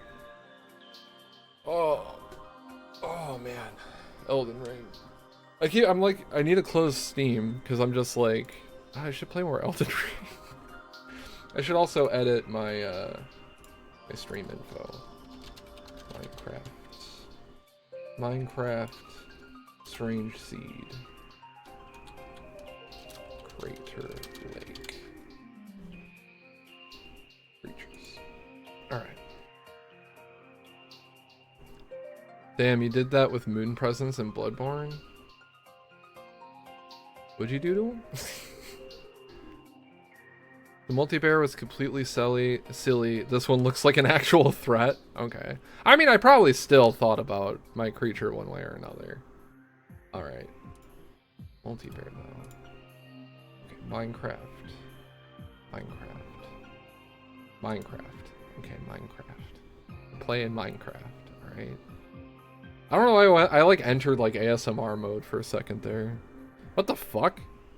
Armadillos? Is there an update? What the fuck's happening? What the hell? That was weird. Huzzah, the weird seed. Yeah, it is nearly time. You didn't. Oh, okay. You didn't want it to be over, so you just didn't beat Moon Presence for years. Oh, I see. Like, I'm not a huge new game pluser, but I am like a subsequent playthrough type freak. So I never really quite get that with the Souls games, especially Bloodborne. I was like, whatever happens, I'm going to be playing more Bloodborne. So I think I wanted to just defeat the creature and then keep playing. Armadillos? Yeah, I saw it. There's like an armadillo in the fucking like launcher loading screen. All right, let's go to Hole. So I think an update is about to hit. Yeah, I'm just gonna leave the Fendrana drifts going. Fucking love that shit. Shit's so good. Kix finished Elden Ring once, right? Despite being one of the people who played it the most. There was a period of time where I was definitely in that camp as well. Switch over to Minecraft screen. Alright. I also have to like move my camera this way. There we go. I like upped the resolution and like also just from like moving the camera around a bunch. My position had been altered.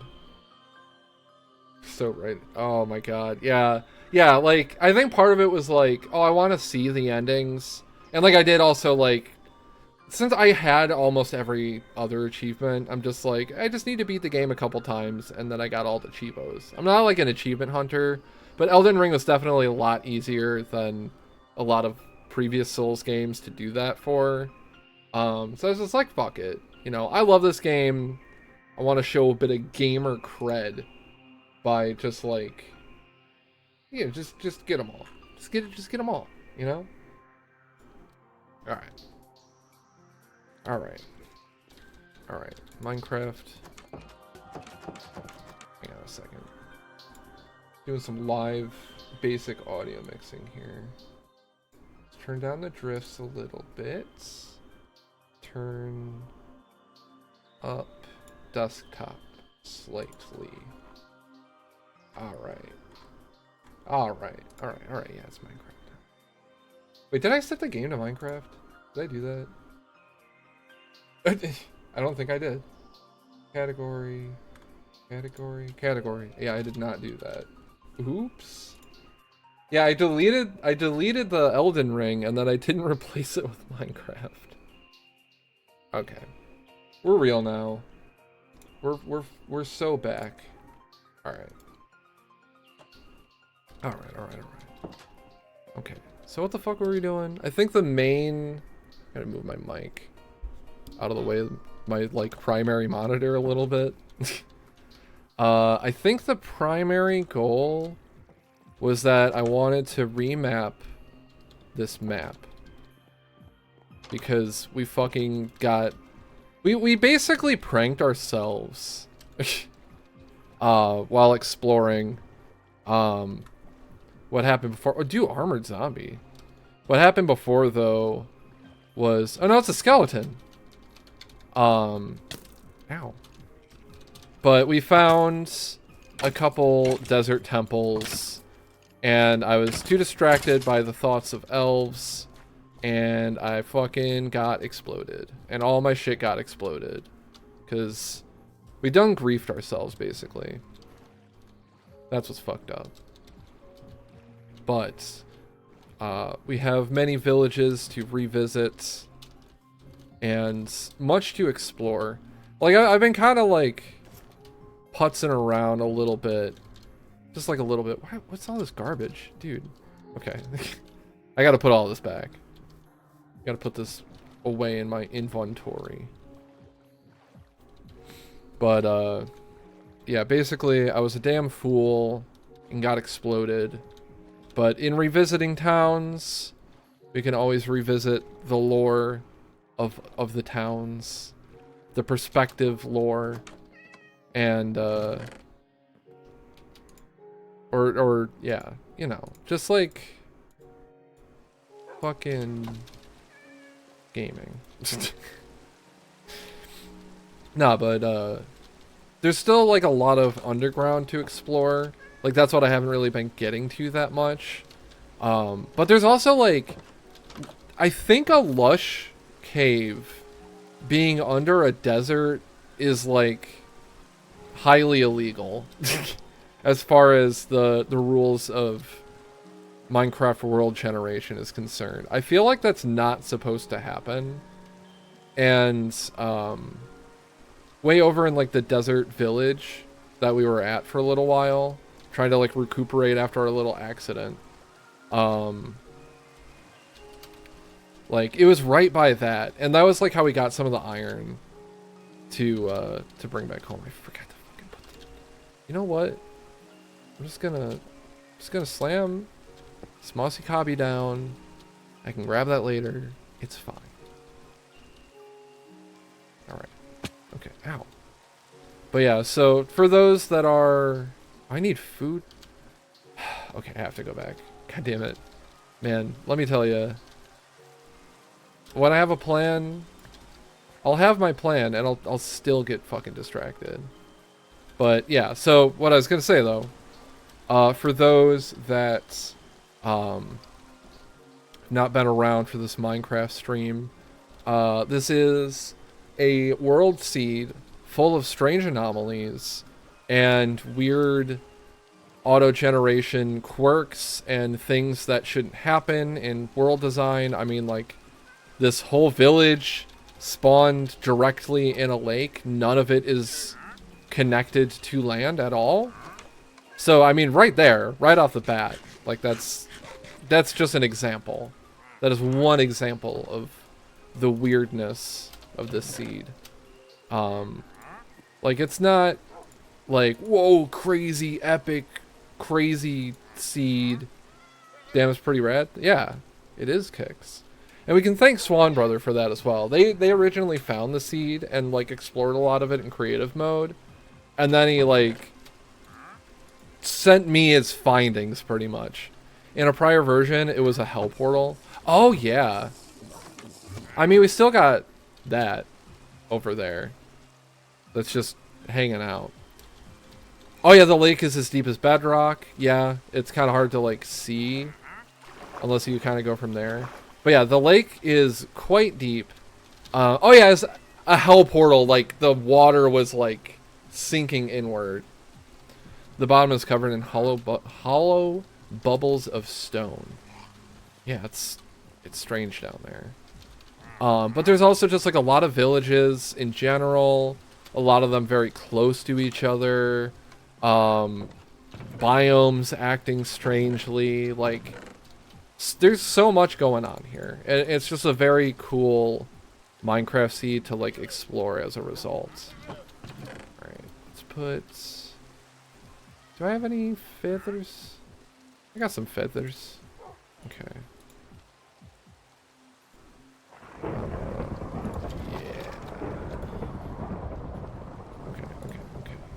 Okay. Wood. Odd number of wood. Hell yeah. Alright. Sticks. Stick. Boom. Is this modded? I play vanilla ass motherfucking Minecraft. Mods are cool. I just don't really use them much, and it's mostly just like to keep up with them a lot of the time. But no mods, and I guess that's also like I've talked about it before when streaming the Minecraft, because like Minecraft is such a commonly modded game. But like for a seed like this, like there's enough oddities to squeeze out of the game like without any mods, you know. And like it's almost more interesting. Well, it is more interesting to me personally to see the game in its natural state like do weird shit. So yeah. It's all wacky stuff in vanilla? Yeah, exactly. Like I guess I could probably put like vanilla Minecraft in the description, but you know. I need food? And I forgot to leave my iron? God damn it. It's sincerely just a weird ass seed. Yeah. Yeah. Cause like you know, like having a mod that like allows more weird stuff to generate, like that's fine. That sounds cool if such a thing does exist. And like I would probably even check it out a little bit. But yeah, it's like when things can perform such things, such feats, without like the use of being, like without requiring alteration. Like when the natural state of things can be acting strange. Alright, let's see. Cook up some... I'll just hang on to this coal. And leave paper. We want that. We want shields. Don't need string. By all accounts, we don't need rotten flesh either. Oh, there's food. I mean, not that, but we got food in here. Should plant more potatoes. TBH. I don't know where to plant them though. Just like out here. These fucking flowers out here. I mean, they're still nice, so like, put them over there. It makes them more special too when you find an anomaly and it's not something you've modded the game to do. Yeah, yeah, exactly. And like, that's the thing too, is like Minecraft, and like usually I've kind of phrased it as like, I don't feel the desire to change Minecraft because I like Minecraft.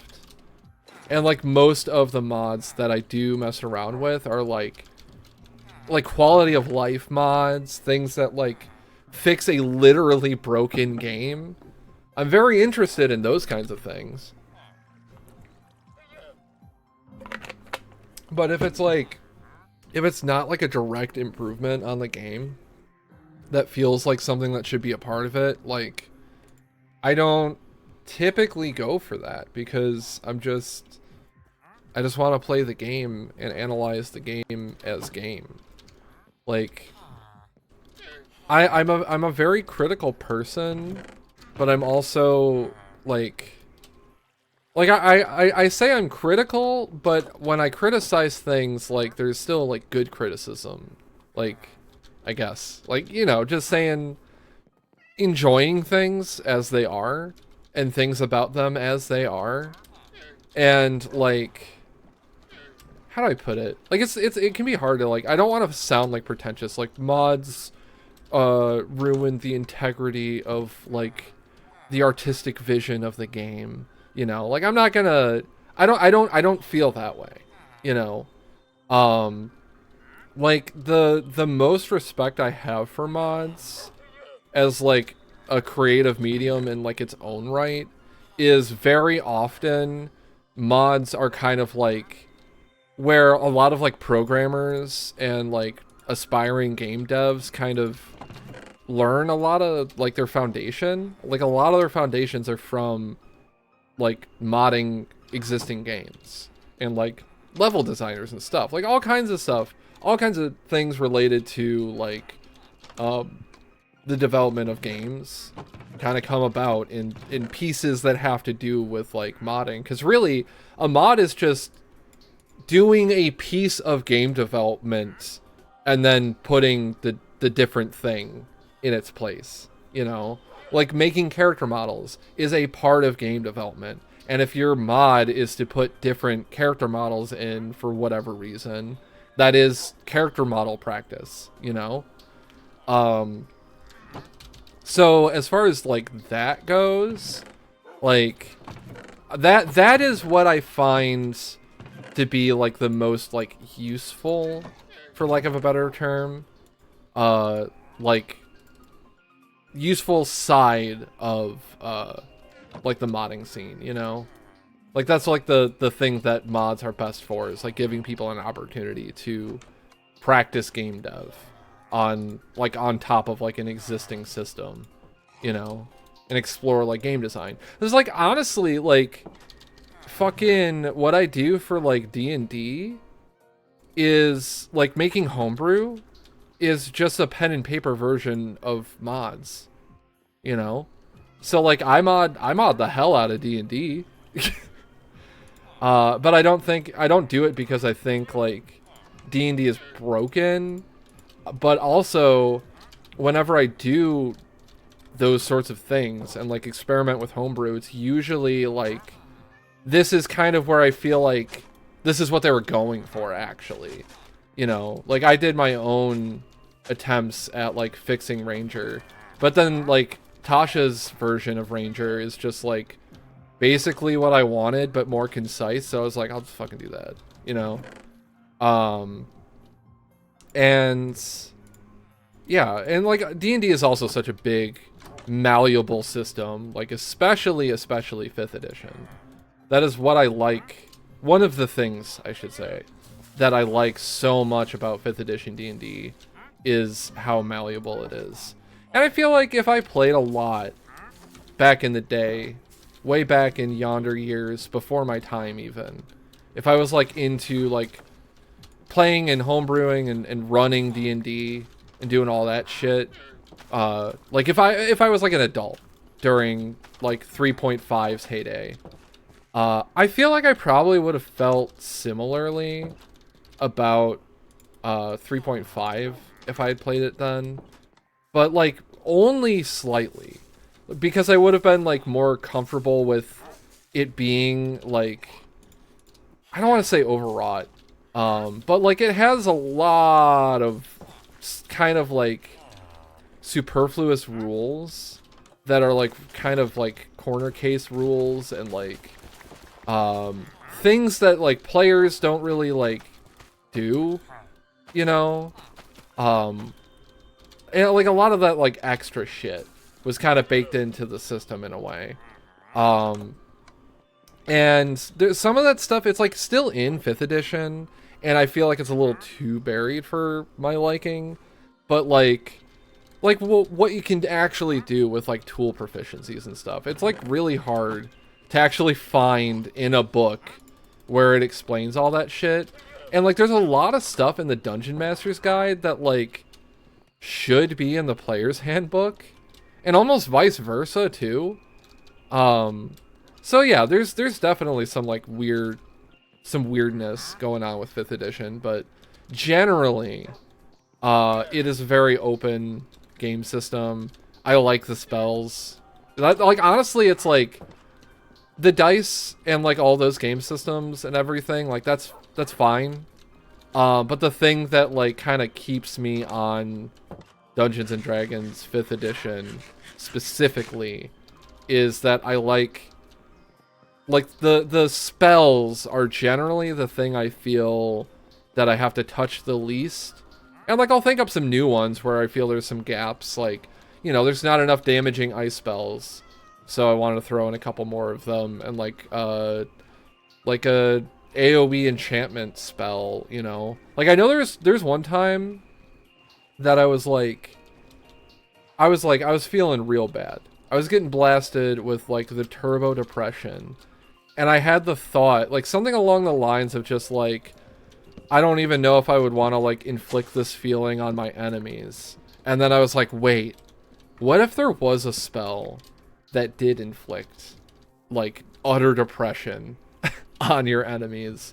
And then I thought up a fucking 5th edition spell that just makes target AoE really depressed. You know, you got Zone of Truth, more like Zone of feeling like shit, man.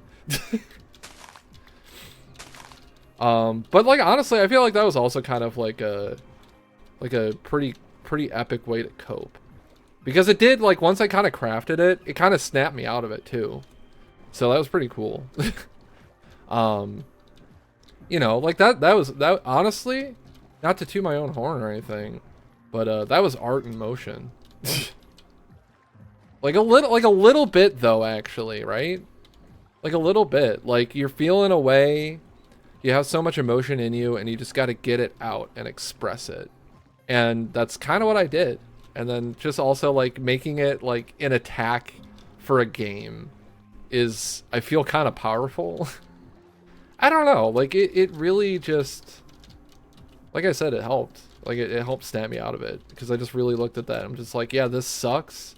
Like, I hate feeling this way, but, like, you know, I was just experiencing a massive debuff. Kind of, like, helped me process it and everything, you know? And, like, it also, I felt less bad for, like, feeling depressed in the first place after kind of, like, processing it that way. Get it out of you and turn it into something. Yeah, exactly. Like, that's why... Like, I said it in jest, but, like, actually, though, like, that is art in motion. That is artistic expression, if anything. So, yeah, like, that was cool. Like, sometimes spell ideas come out of, like, emotional turmoil. Sometimes spells are just, like, why the fuck isn't there a 2nd level ice damage spell? Like, what's going on here? And I gotta make one. Or, like, just, like blood boil in Vampire the Masquerade and like other blood magic spells. I'm like, yo, why isn't this in Dungeon Dragon? And then I just kind of like poured it over. And then also for like the blood boiling spell, that was also inspired by the magic card Searing Blood, and I named it as such because like my D&D setting is like technically a magic setting at the same time. So there are a lot of like, yo, like if I can name something a card name, I will, basically. And like Searing Blood is a prime example of that. Because like, yeah, I could have just called it Blood Boil or something. Could have done that. But Searing Blood is like, I love Searing Blood. I love that card. It's a pretty okay card, all things considered. I think it's like 2 damage to target creature, and if it dies, it deals 3 damage to its controller. I think it's 2 and then 3. Or it might be the other way around. I don't think so. Because I think it's like kind of weak because it only deals 2 damage to a creature. But if they die, then they burst onto the controller. So like, Searing Blood's design as a card is very evocative for like what it does.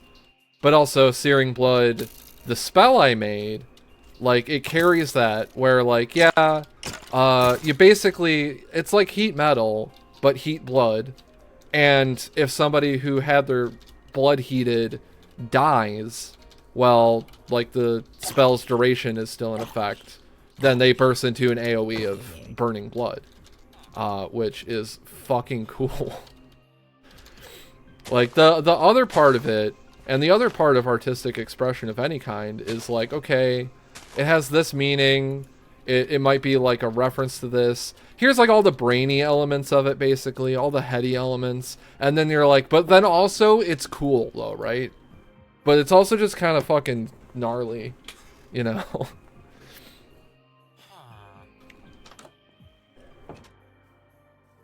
Sometimes you just gotta do some gnarly shit, man. That's what I'm saying. Sometimes you only need 2 creatures, but then your 3rd creature is a second bear, so you can put 2 heads on it. Because a 2-headed bear is fucking gnarly. I love the word gnarly. Like, I gotta bring it back, you know?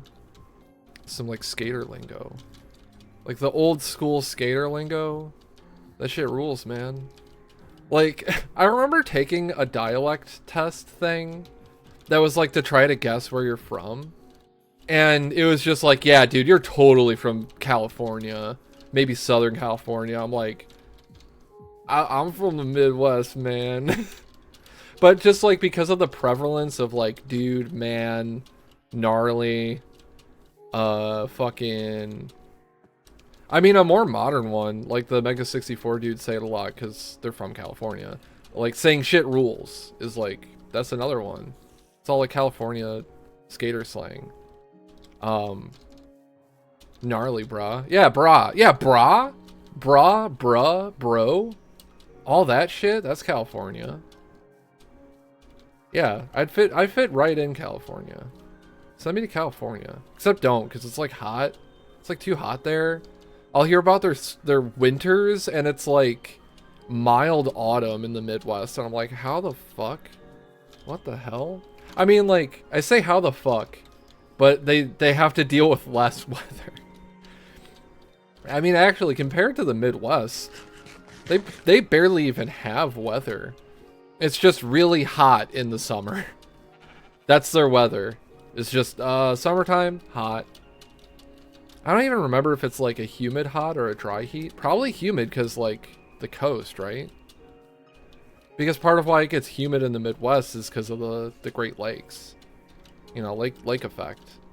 At least like, I say Midwest, but I mean, I live in Illinois, so a little more specific, that part of the Midwest. Because I think like, fucking who's, god damn it, who's south, what's south of Illinois? I never pay attention to what's below us. Is that Kentucky? Is that more south? Someone from the States help me. But whatever is south of Illinois, I think they still have, they still might have humid summers. I'm not sure. Because then you get like a state below that, and then that's when you start getting the dry heat, you know. That's when there's like a little bit of a desert in the country. But it's also not Midwest anymore. It's like the South. Which also the classification of Midwest is like such bullshit. It's just the mid. It's just the middle of the country. the whole guy. Not the middle of the West. If anything, it's like more like the Mid-East. But then that'll just confuse the shit out of people. Because they'll think I'm from fucking like North Africa. Or Southeast Europe. Your former partner had a word of the day list. 2, in fact. 1 for Portuguese and 1 for English words. Gnarly was on the first couple of weeks. Fuck yeah, dude. That goes pretty hard. Not gonna lie. Also, I realized I put 40 potatoes in the furnace and didn't want to wait for them to cook, so I started exploring again. But I kind of need food to explore. All cylinders today, like I said. All cylinders. Maybe it's because I didn't have enough food, actually. Like the most substantial food I had prior to the stream was a bag of edamame, which like is kind of a meal. It's definitely supposed to be, like, I think it's like 4 servings on one of those bags. You know, as like a side. But when that's like the only thing I'm eating, that's like kind of a meal. I think it's like 360 calories for the whole bag. It's not terrible. Radical words. Can I get a hang loose? Bruh. Can I get a hang loose? We need to go back to like 95 for that. I feel like, actually, I want to say like 89. I feel like hang loose. Some of that like surfer lingo, like, I feel like that's like just before my existence. Kind of before my time. So I was born in 94. So I barely really got to experience the 90s. But I'm still a 90s kid in the way that like most people would mean it, you know. But like someone born in 89 or like 80, I'll say 88. If you're born in 88, you're a 90s kid more than someone who was born in 98, you know? Because like, okay, you're 2 years old, you're like starting to be conscious. You can like contain memories now. And at that point, it's like, okay, that's kind of where the era you're from. Technically a meal, definitely a class within gastronomy. Man. I mean, part of why I'm just like, yeah, bag of edamame is a meal is because it's like, between my teeth and internal organs, it's like something that is for sure okay to eat. Like, it doesn't have gluten, it doesn't have secret gluten, no dairy, which I feel like dairy ain't that bad for me. And a lot of the deceptive factors of why I thought dairy was like a problem was because of how often dairy went along with fucking gluten. Like, oh, I have a bowl of cereal and I get some really bad acid reflux later. Oh, it must be because of all the milk. Maybe it was because I was eating wheat-based cereal, actually. You know? Because I get like this gluten-free pasta that's made out of like chickpeas and shit. And I will coat that shit in goddamn Parmesan cheese. It is half cheese, half pasta, practically. Or what? More accurately, probably about a third. But still a lot of fucking cheese. And like, I feel fine afterwards. Like, no burning really, no farting, you know. Bowel movements are alright. So like, I don't know, unless it's at like, I think still like just a glass of milk won't be doing me any favors. But yeah, or like ravioli, I blame the tomato, you know? Or like even, yeah, other pastas, like, oh, is it the tomato sauce? Is it the cheese that I be always having with noodles? And it might have just been the noodles. Cheese is good. I mean, even if cheese is not agreeable to my digestion, I'll still have some goddamn cheese. I can't not have cheese. You see how white I am? You think I'm not gonna have cheese? Come on. Impossible. I have to give up fucking bread, man. I can't give up cheese. They can't take everything from me. At least there's like some okay gluten-free bread, but I can't just like get just any old baked good.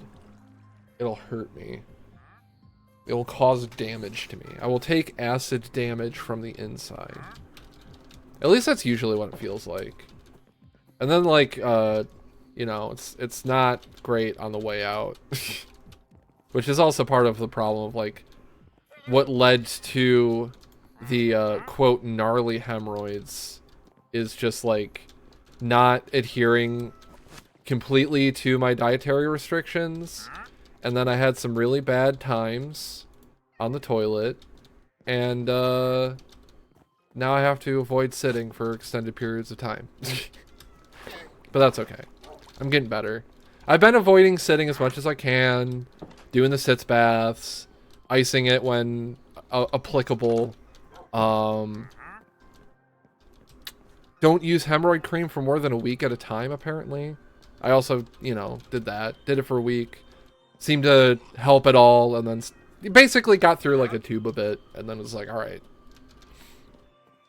Your whole family's got celiac. Your mom and you are the exception. Bruh, you are so fucking lucky. I wonder though if my mom has celiac though, because of like, she's had like similar experience of like, oh, I gotta cut out like sodium, I gotta cut out tomato and all this because like a bunch of these meals are upsetting my stomach. Cause she's the one that like between my parents at least has most of like the gastrointestinal problems. Like she's also on pantoprazole, which is a proton pump. So like, yeah, I get that. I get that from her. She has 12 siblings. Most of them can't eat gluten. 12 siblings? Jesus. Big family. That's crazy. 12 siblings. Is the 13th child like cursed at all? I gotta know. If you have 13 children exactly, like what, like one of them has to be cursed, right? Like they gotta be. You like you couldn't stop at a dozen. There's like a whole movie about how having a dozen kids is crazy. But it's also a white family depicted, so it's like, you know. not everyone's gonna be feeling the same way. But also, I guess they could have like, I don't know, could have done something with that. I've definitely heard about families being larger. You know, actually, I think the Irish, like Catholic Irish, that would be a white people that make a big family. But that's because of the Catholic part, you know? Like, I think like a lot of Latino families that are so large is because of the Catholic part more than anything. You know? But fucking, I got a sibling. Yeah, but I guess having that many kids, it can make it kind of easy to figure out like hereditary stuff, right? You know, you got a lot of information to work with. And when it's just like, okay, there's my sister, my mom, all of my dad's family history is null and void because he was adopted, so I don't know shit there. And my mom's side of the family doesn't have any like recorded history really for like health stuff. And like a lot of people on that side of the family. Oh fuck, trident. Ow, I'm being killed. Hang on a second. But a lot of that side of the family is like fucking, they don't hate doctors, they're not afraid of doctors, they just don't bother with doctors much. You know? The 13th actually recently bought one heck of a house, so it's gotta be one of the others. I see. But still, like, one of them's gotta be cursed. One of them's gotta be.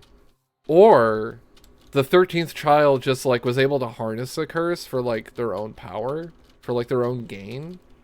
And, like, maybe eventually it'll come back to bite them. Or maybe the debt has already been paid. And they're just, like, living a curseless life now. I don't know. I don't know your family. I don't know Sylvan's family. I barely know my family. Alright, come on. Huh. Yeah. Alright. And then Kia? No? Kia? Alright. I'm pretty good at climbing some mountains in Minecraft. Let me tell you goddamn what. I can climb a Minecraft mountain. Alright. Okay. I am going to sleep in this house. That's not a house with a bed. Motherfucker. Stupid mason building. Knowing her, that's a perfectly plausible hypothesis. That their debt has been paid. Yeah, you know, whatever they're doing, I'm sure they're doing it right.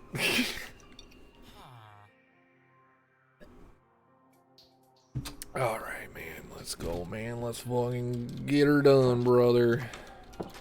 It's Minecraft, baby. Oh yeah, you know what?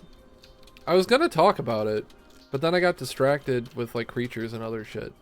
So previously this week, oh man, fucking, you know, oh my god, I like thinking about it now. It's like, yeah, I had a big week since I last streamed. Holy shit, because I took the Saturday off.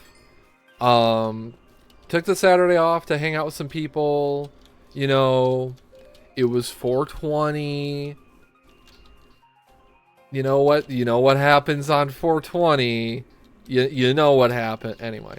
But yeah, we my partner and I, she was able to get the day off. We went out to my old stomping grounds to hang out with some old friends. Same crew that I hung out with on New Year's. Because they invited us out for the day, you know, and both of us need to socialize more.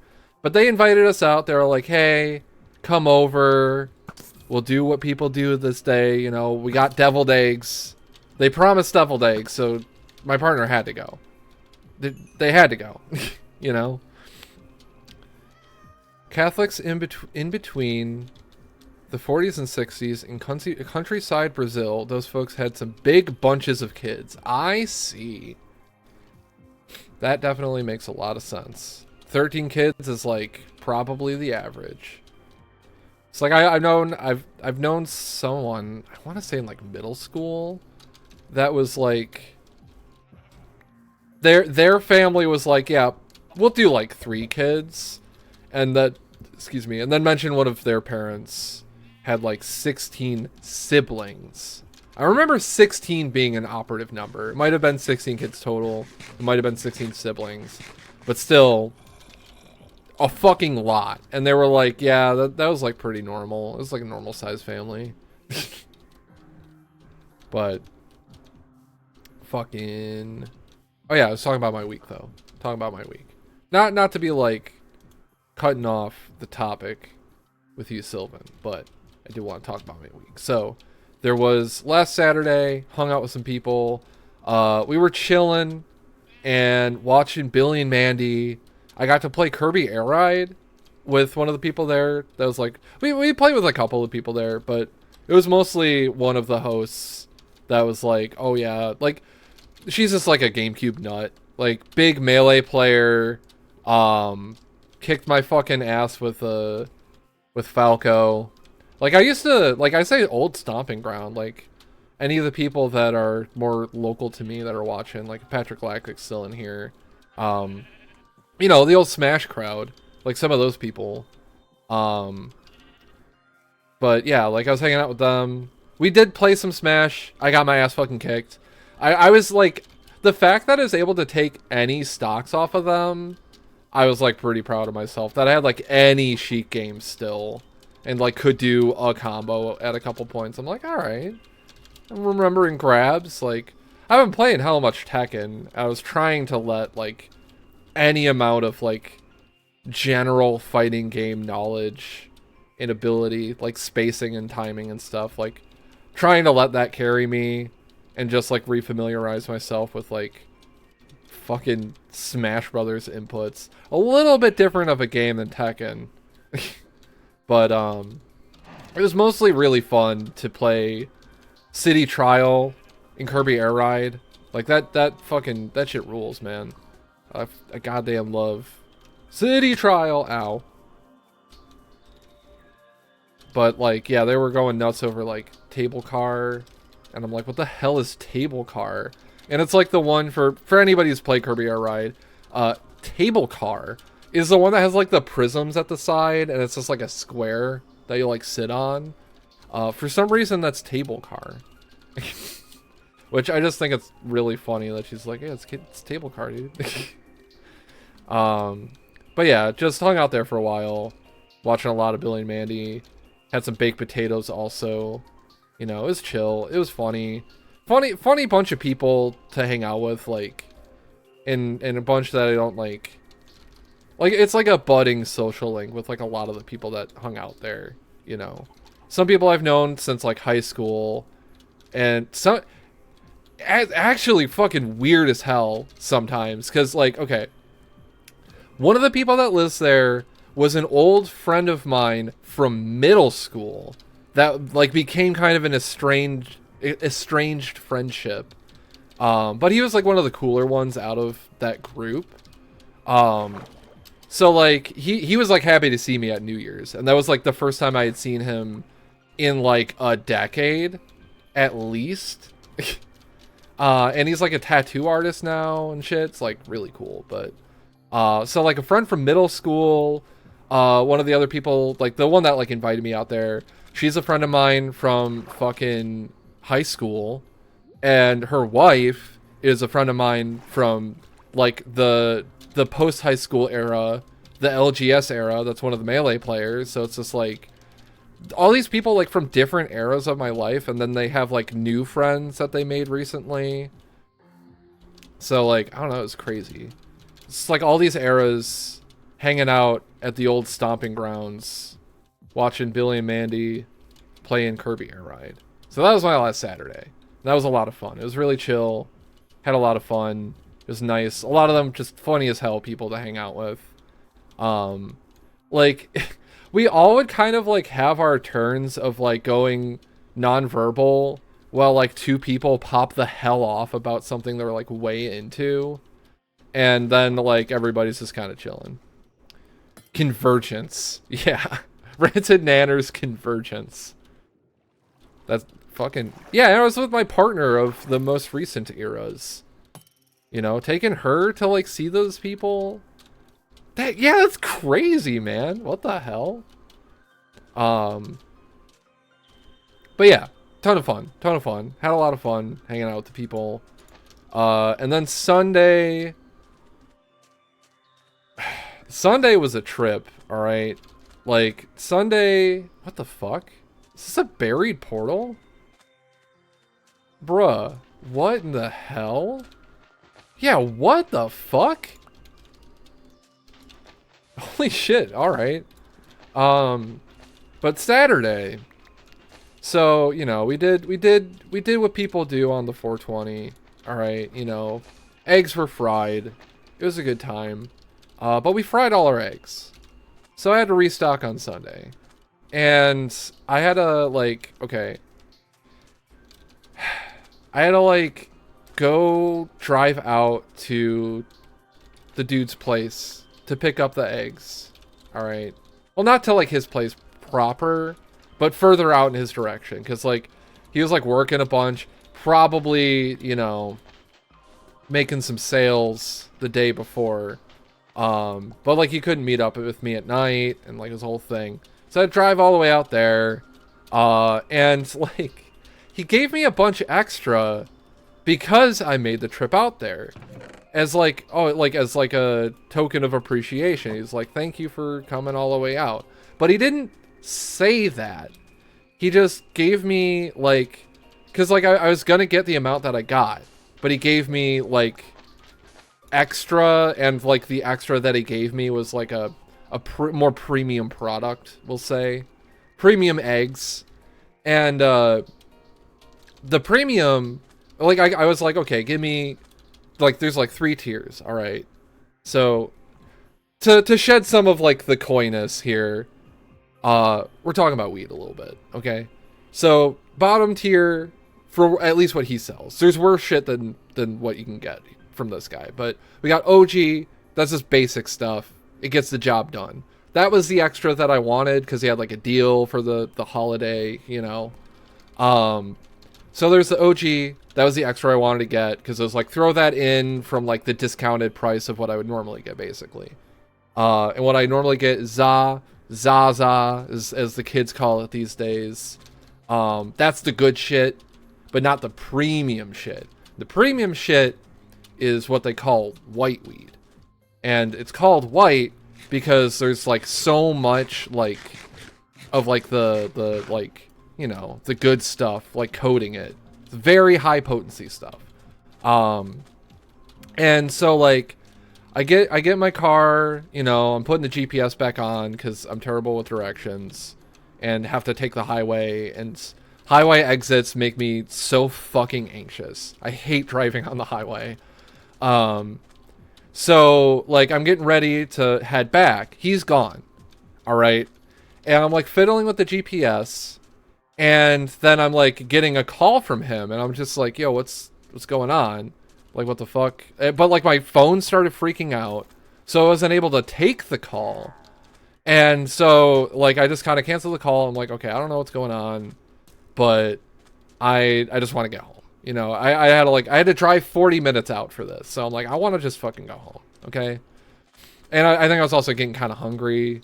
So I want food. Like, I just want to get out of here. All right. So like, I didn't take the call. My phone wouldn't let me, basically. So I'm just like, okay, whatever. We're just driving home. It's fine. And then like about halfway home, like, you know, I try to stay off my phone while I'm driving, obviously. But I think I was just like changing song or whatever. I'll like take a glance at it to like skip a track or whatever. And like, I think I was just looking at my phone for that. And then I see a message from him that's like, yeah, I gave you an extra bag of the white. And it was like more than would have been the extra of the cheaper shit.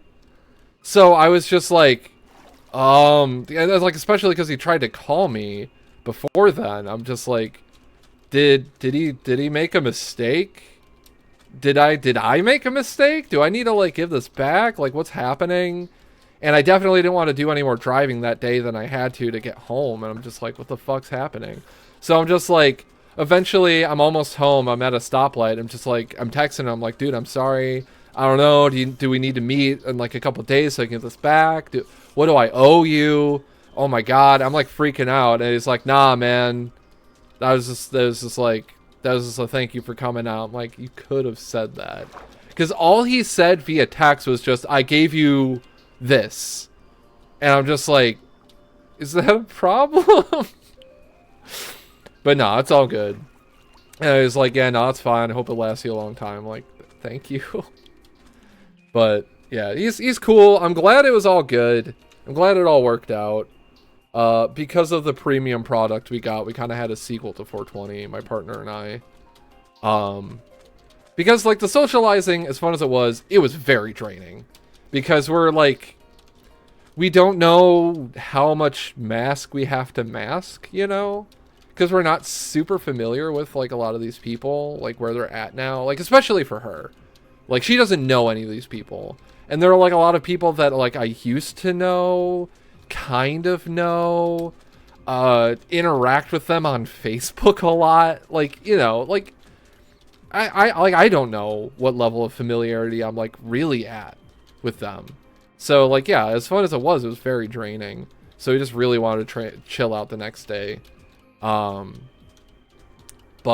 yeah, then outside of that, we just, you know, we were quite intoxicated and played a lot of fucking Tekken. Not an intimidating way of saying you got the premium. Yeah, man, come on. Like, it wasn't really that intimidating, but it sounded like it was an accident. So it's just like, is everything fine? Cause like I've been doing business with this guy for like basically since the start of the pandemic, I want to say, somewhere around there. Cause I mean, he became our contact like after we moved out here, basically. Cause like I had a guy in my old stomping grounds, and you know, I don't think he wanted me to have to drive an hour out to pick up from him, so it's fine. But yeah, this dude, like, we've been doing business for a while, and like working things out with like having to meet up. So like, he knows I'm a chill dude. He's a chill dude. You know, we just do business, you know, and it's fine. So like, I've never had any issues with him. I've never been like actually intimidated by him. But I don't want any trouble, and I don't want to, I don't want him to think I'm trying to rip him off, is the biggest thing. Like, that's what I was the most like afraid of, was that like I didn't want to look like I was trying to rip him off, because I wasn't, you know. I just don't want people to get the wrong idea. And that's just like with anything. It's like, I don't want people to get the wrong idea. I'm just trying to chill, man. But I definitely appreciate what he was able to do for me after that big ass drive. It's just like, fuck, man. Because I think he also knows, like, at this point, like, he knows, because the other times I've had to take the highway, like, I'm not a fan. He knows I don't like having to do that. Especially while I'm, like, still recovering from, like, the hemorrhoid situation, like, sitting in a car for so long. It's like, I had to do a bunch of driving over the weekend, which all the more reason to avoid sitting in other capacities, because, like, there was driving to my old stomping grounds to hang out with some people, driving out to my guy to get some stuff. And then I had to go out to the old stomping grounds again on Monday to get a bunch of shit out of storage. So that's why I got all of my ceramic creatures around. Which I think I mentioned that a little bit when I started showing those dudes off. But yeah, the reason why I have all of my high school ceramics projects in my apartment right now is because my parents wanted to get rid of the storage unit for a while. But it was also a matter of like meeting up with them, giving them the key, clearing all the stuff with them. And also for them having more storage at their place because they took my drum set. Which, like, they didn't, like, steal it. But they're taking it back to their place to store it there because we don't have the room in the apartment. I definitely cannot play them in the apartment. But if they have a large enough shed, if I go out to visit my parents, I might be able to play my drums again.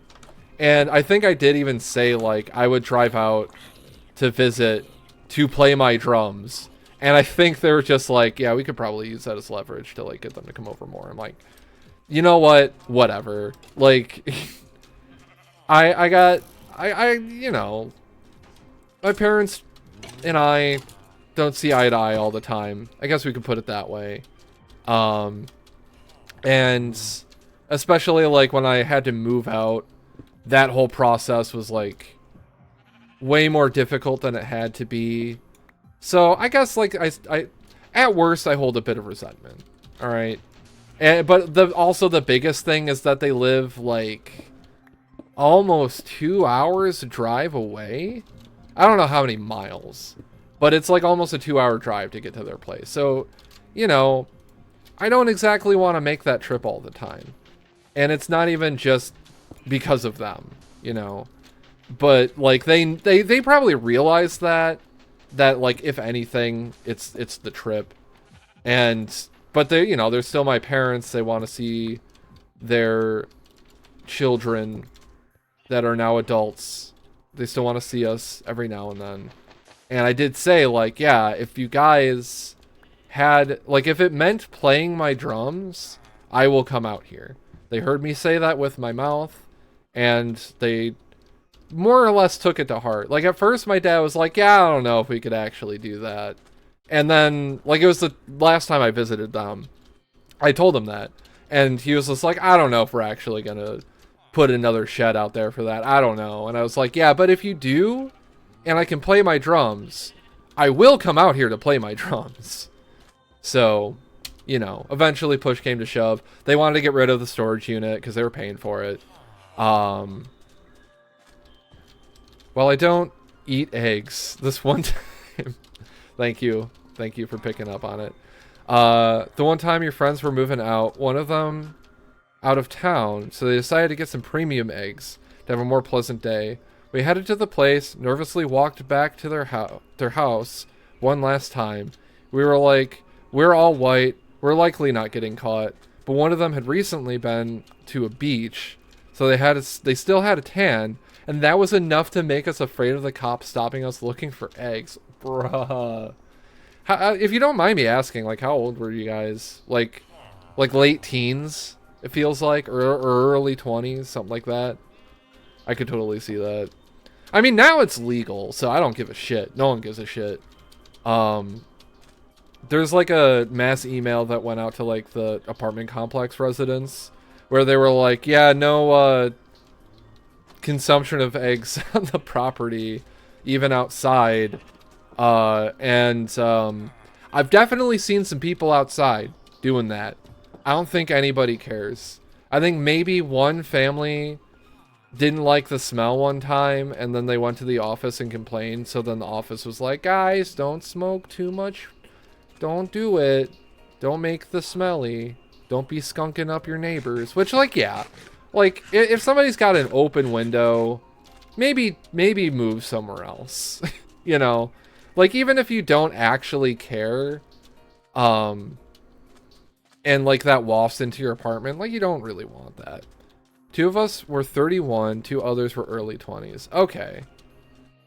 I still tracks. Early 20s, though.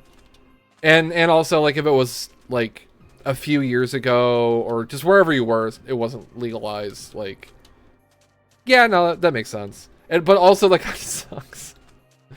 Like, whenever people are just like, yeah, I smoked in this situation, and it just made me really anxious. I'm just like, all right, what was going on? And it was like, yeah, I was directly next to authorities, and this other complication, and also I was supposed to be doing a bunch of other important shit. I'm like, yeah, you know, maybe that wasn't the best time. Maybe just the situation kind of harshed your vibe a little bit. Which I just think is kind of funny. But you know, everybody also experiences their inebriations in their own funny little ways. Also, yeah, this is the desert where the lush caves are under. I think over there is where I died before. Hey there. But all right, so that was my Saturday and Sunday though. Still had, oh yeah, Monday. I mentioned I had to go to the storage unit. That's why I was talking about all the business. They also, my parents also invited to like take us to get like a food. It would have been dinner for them. It would have been basically breakfast for us. And we were both definitely hungry, but they like offered to take us to like a burger place. And like if I'm trying to like, especially right now, like at all cost avoid gluten. If I was fine as far as any sort of conditions were going, I could eat a burger. I can probably digest like some burger buns if that's the only gluten I'm having. Still not going to be good. I'm still going to probably be burning up inside a little bit about it, you know. But like I can handle that, and that's it. But they were like, yeah, burger place, and we were just like, we want to go home. Because we also weren't necessarily anticipating, like, because we had to take all of my sister's stuff. I thought she was going to maybe meet up with us at the storage unit, and she didn't. So there was like a bunch of shit we had to like haul into my partner's car and take home with us. So like, we wanted to go home. But if they offered to take us to like a taco place or something, as long as I get corn tortillas, I'm in the clear. And I really fucking wanted tacos. But I don't know. I should have had the thought to just be like, what about taco place instead? But we also we had like a bunch of ingredients to make bulgogi again. Because I found jar kimchi. Because before, whenever I got kimchi to put with the bulgogi, because like we do like there's like a restaurant nearby. I guess it's generally kind of a move too. But a restaurant near us that has like Korean foods. I think mostly like it's a Chinese food restaurant, but then like they have a bunch of Korean shit on the menu. So it's like I think it's a Korean owned Chinese restaurant kind of thing, which is interesting. But anyway, they have like a bulgogi thing where like they give it to you with like a side of like a bunch of lettuce and kimchi, and I really like that combination. And that's like I don't just eat kimchi on its own. So it's like, to me, it was like, oh, this is like a cool way for me to like to get me to eat kimchi, and I really liked it. So eventually, because that place doesn't deliver, like it's one city over, and in our like Tri-City area, like it is tiny. We are like a sliver between the two other cities, but since we're not technically in the one, they won't deliver to us, which sucks. We used to be able to get it off of DoorDash, but they just stopped doing it. I think they also hated dealing with DoorDash, but you know, I don't blame them. Anyway, so bulgogi and kimchi combination, good shit. And the only kimchi I could find around was like, it came in this bag, and it was like some gentrified shit. It felt like a little bit. And a lot of the times after we'd like have the bulgogi, especially if I had a lot of kimchi, kind of didn't really agree with my stomach. And not too long ago, I actually almost a month ago at this point, one of the first Halo streams I did I think it was the second one. Because the first one, my partner had to come home early because she threw up at work. And then the second stream, I had to end early because I started the stream with a headache. And then by like the end and like when I had to cut the stream short, I felt like I was going to throw up. I was like, I don't know if I'm gonna. I just need to lay down. I need to not be looking at a computer screen. I'm not feeling good. And so like I just kind of laid down for like about a half an hour. And then sure enough, the chunks were unloaded. And yeah, it was like I had eaten other things. And like when I was like feeling like the headache and everything, I'm like, maybe I should get some like nutrition in me. Drank a Soylent, had I can't remember. I had like some other small snack to get like some sort of a solid in me. And then when I threw up, it was just the kimchi. It was just like red and orange. Not blood color, thankfully. And like I saw like, you know, the bits in there. Halo may be to blame. I made jokes during that stream of like, no way this game is making me motion sick. I just played Cruelty Squad and was fine. So, it was not Halo, actually. Although, it could have been. But I don't think it was. But, anyway. We got jar kimchi this time around. And not only is it way better as far as texture, flavor, comes in a jar. That's definitely an upside. But it's definitely just... It says product of Korea on it, where the bag kimchi did not. So, shouts out to jar kimchi, the superior kimchi.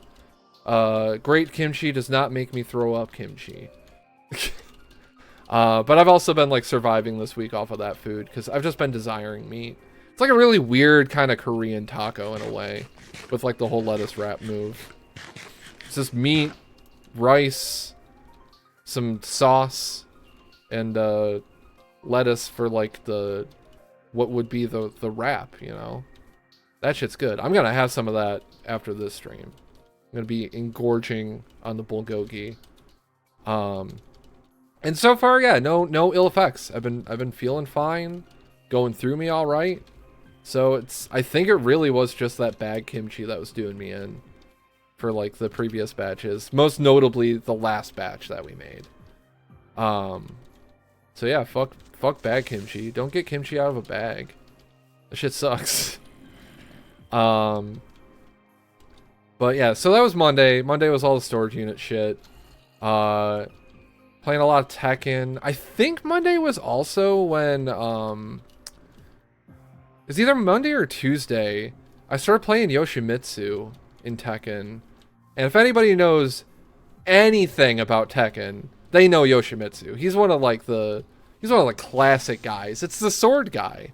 It's the weird space ninja guy. Why is he like that type guy? This is a fighting game. Why has he got a sword? You know why Yoshimitsu has a sword? Alright? To quote the Tekken 8 story, it's because ninjas don't play by the rules. In like there's like a fighting tournament arc. I mean, it's Tekken, so you'd think, but it's actually not even like for the King of the Iron Fist tournament. It's a different tournament. Back square? Dude. Yeah. That's not spin attack. Back square? Or because it's back square a lot of times is a spin move. What is it, just the slash? I don't remember. But I was learning Yoshimitsu. All right, I was trying to learn his good moves, not all just his funny moves. But wait, what the fuck is, I think back square, that's just this like where he puts his sword up and he's like, I'm gonna get you, and if you hold it long enough, it's an unblockable. I think that's back square. I think so. It's been a while. It was last fucking weekend that I was looking at his moves. Okay, yeah. All right, yeah. Funny move. I need to like not do that attack. Because, like, I'm not playing Yoshimitsu super seriously. But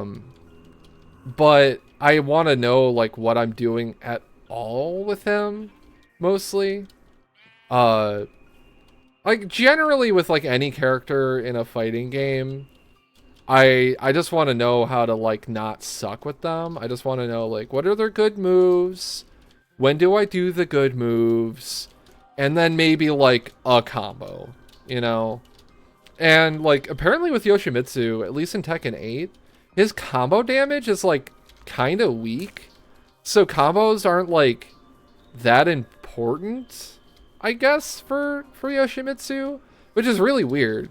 So really if I just know like a combo to punish with, like, okay, I did a launcher, I can do this, that, and the other thing and get 50 something damage.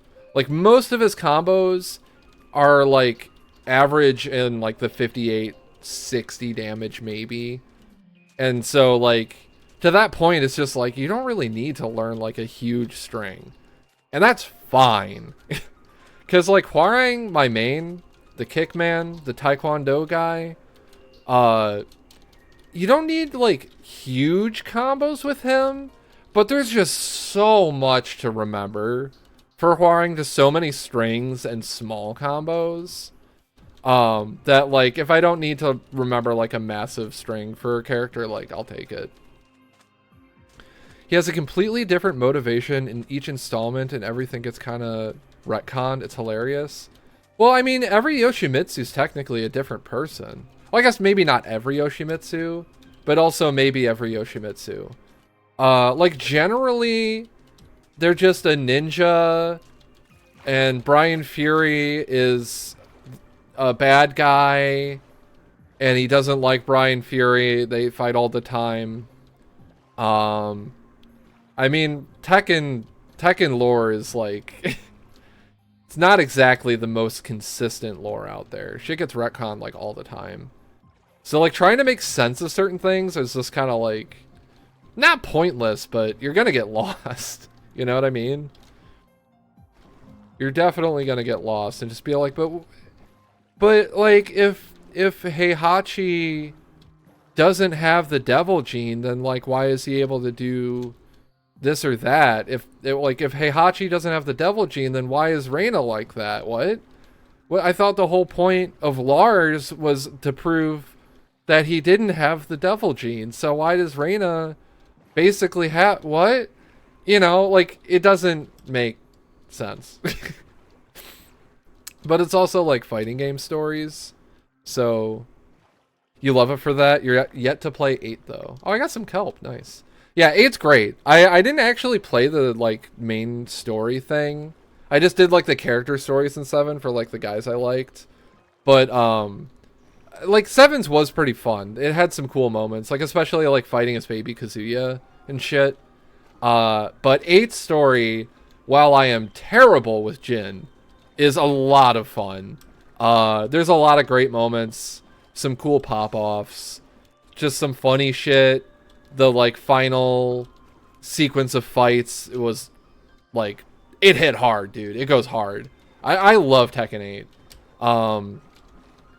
But also the only reason why I'm able to play Tekken 8 is because somebody gifted it to me. Like my computer can barely fucking handle it, but I still have fun. Still have a lot of fun. Like generally, like what I would say for Tekken 8, because there's some people that have been playing Tekken 8 and they're like, there's some gamer rage going on right now. There's a bit of a stink in the air surrounding Tekken 8, a bit of a gamer stink. And let me tell you, I don't think these people like Tekken very much.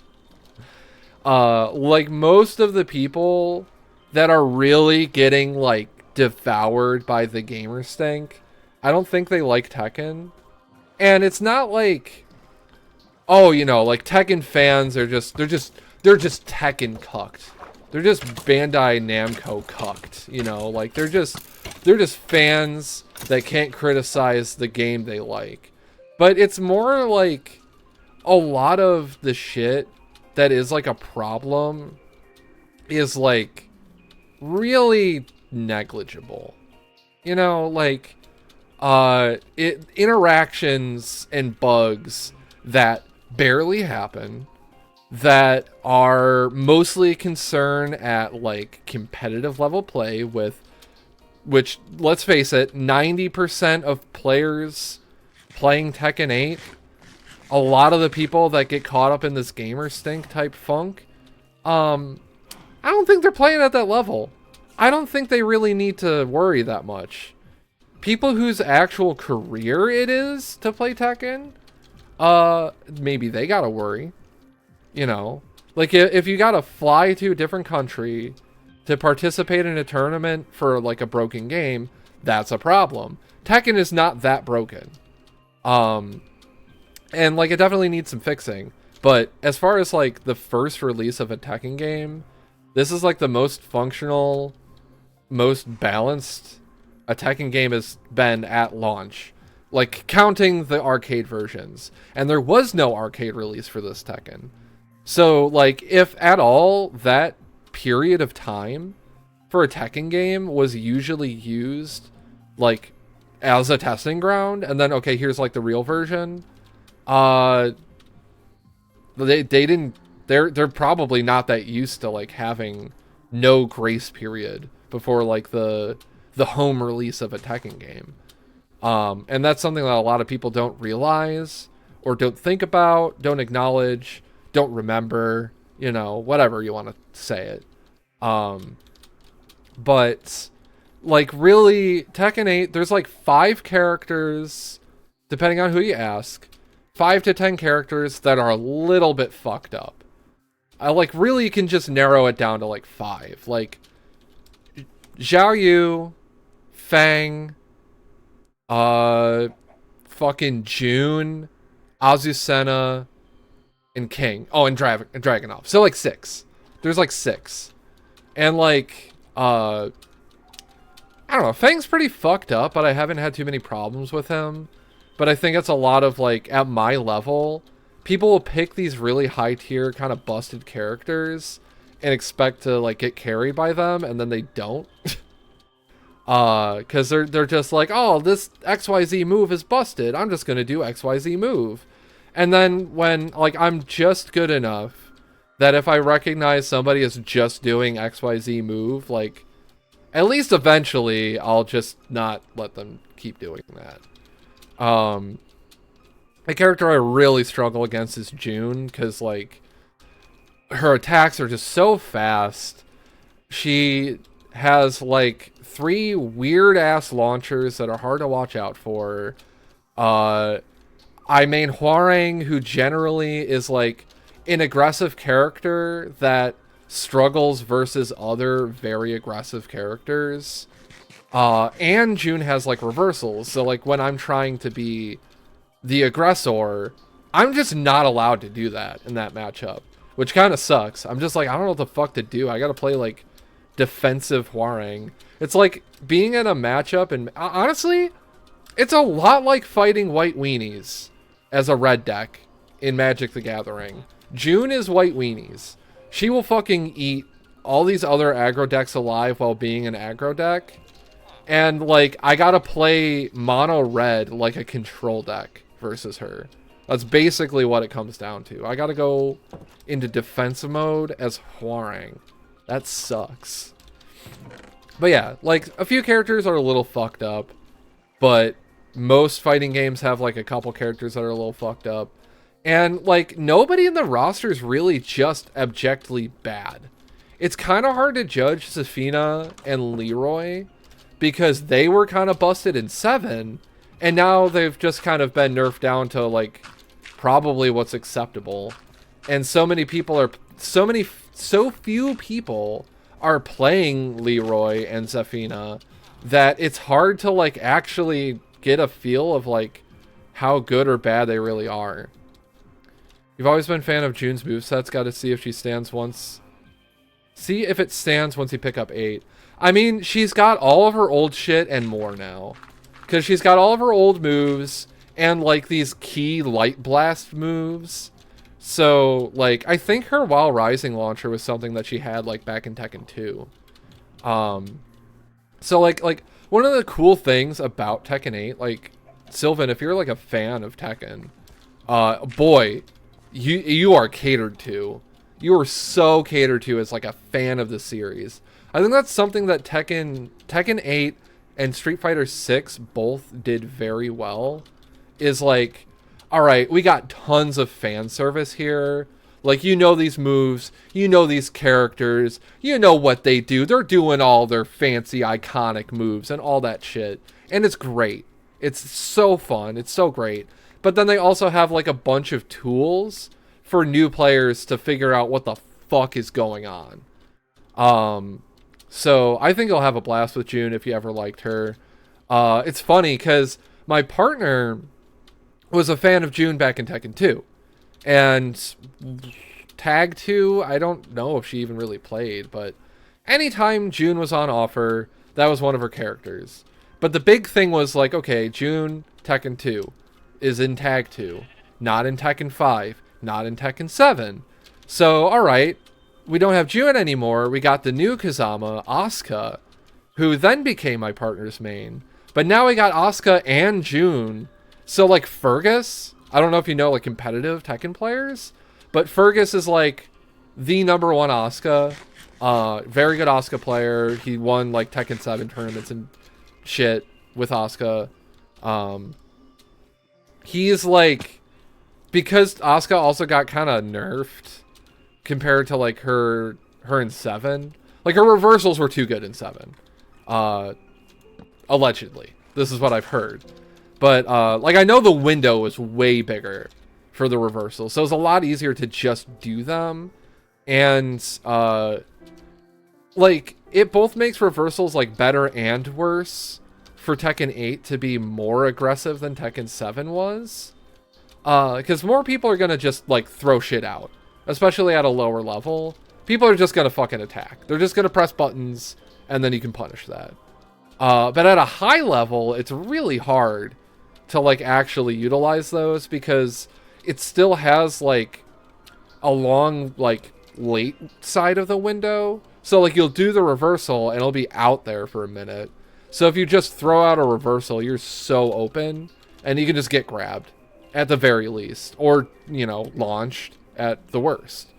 So Asuka's kind of weaker. She's a lot slower than a lot of characters.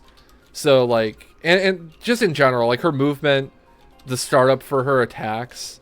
So, like, you have to, like, know your opponent really well to get good use out of Asuka. But then, like, yeah, because June's back and is cracked, a lot of Asuka players are just like, should I just fucking play June? And, like, well, June is like, I need to, like, absorb your evil and corruption. I need to save Kazuya and Jin. You know, I'm like this beacon of light. I'm like harboring an angel in me, or whatever the goddamn hell is going on with June. Made out of birds, might be a ghost. Who knows? I don't know. But June's got all that going on. And then my partner's like, yeah, when I play June, I feel evil. I need to become evil, and then I'll be a good June player. And, yeah, she, like, started learning kind of, like, the fundamentals of June again. And, like, June in particular with Tekken 8. Because there's, like, the heat system. June has, like, life-sacrificing moves and, like, healing. It's weird. She's a weird character. But, like, anything that costs life on June is, like, insanely strong. Like, my partner cannot get over, I think it is her While Rising launcher. But June's, like, While Rising launcher costs health, but is 1, a While Rising launcher, 2, is a 13-frame launcher, which, in layman's terms, is a launcher that's just slightly faster than everybody else's normal launcher. And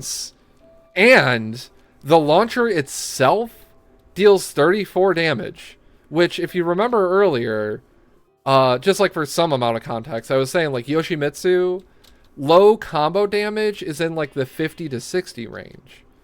So she does half the damage of a Yoshimitsu combo off of just the launcher that comes out faster than most other launchers, at the cost of a little bit of health that you'll probably heal back.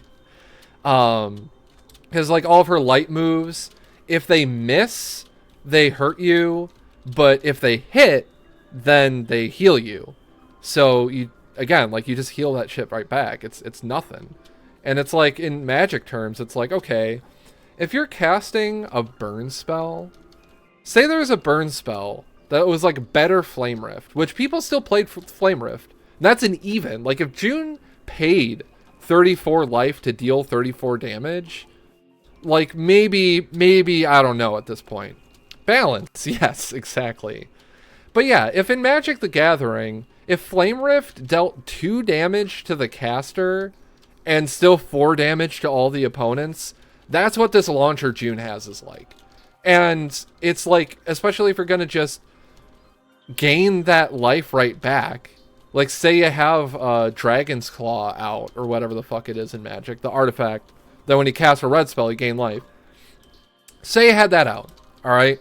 And you cast this theoretical spell, like you're just, the point swing is huge. It's a fucking gulp. It's like, it's almost like casting Lightning Helix. Yes, it deals 3 damage, but you gain 3 life, so you are now 6 points ahead of your opponent in life.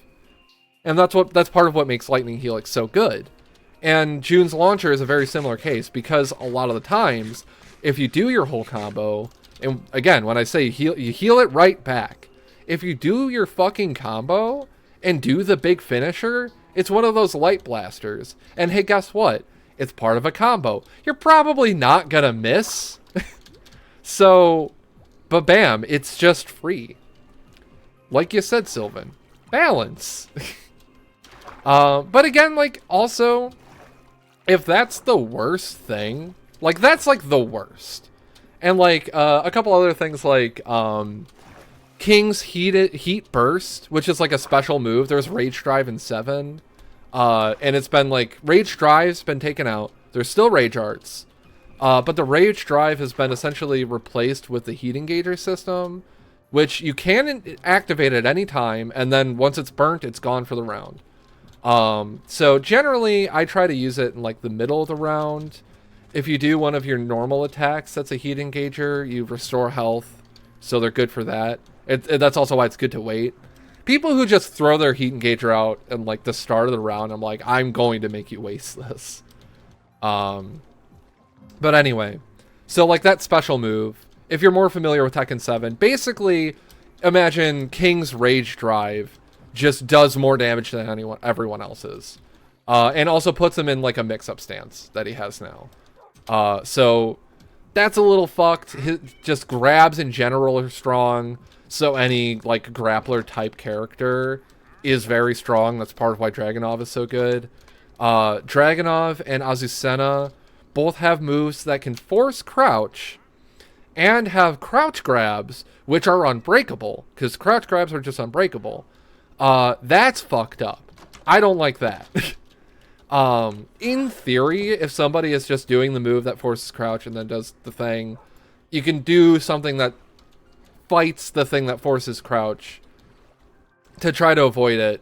But also Eddie, the first DLC character, has a similar thing. And, like, I was trying to break the throw because I didn't know low grabs were unbreakable. So when I fought this Eddie that literally was spamming that move, because it's like a low, or like, excuse me, it's like low mid crouch grab. And so if I block, then I get grabbed. And if I get hit by the mid, then I get grabbed because I got hit. So, like, it's fucked up. So if I don't crouch and stay standing. Oh, Eddie's back. Cool.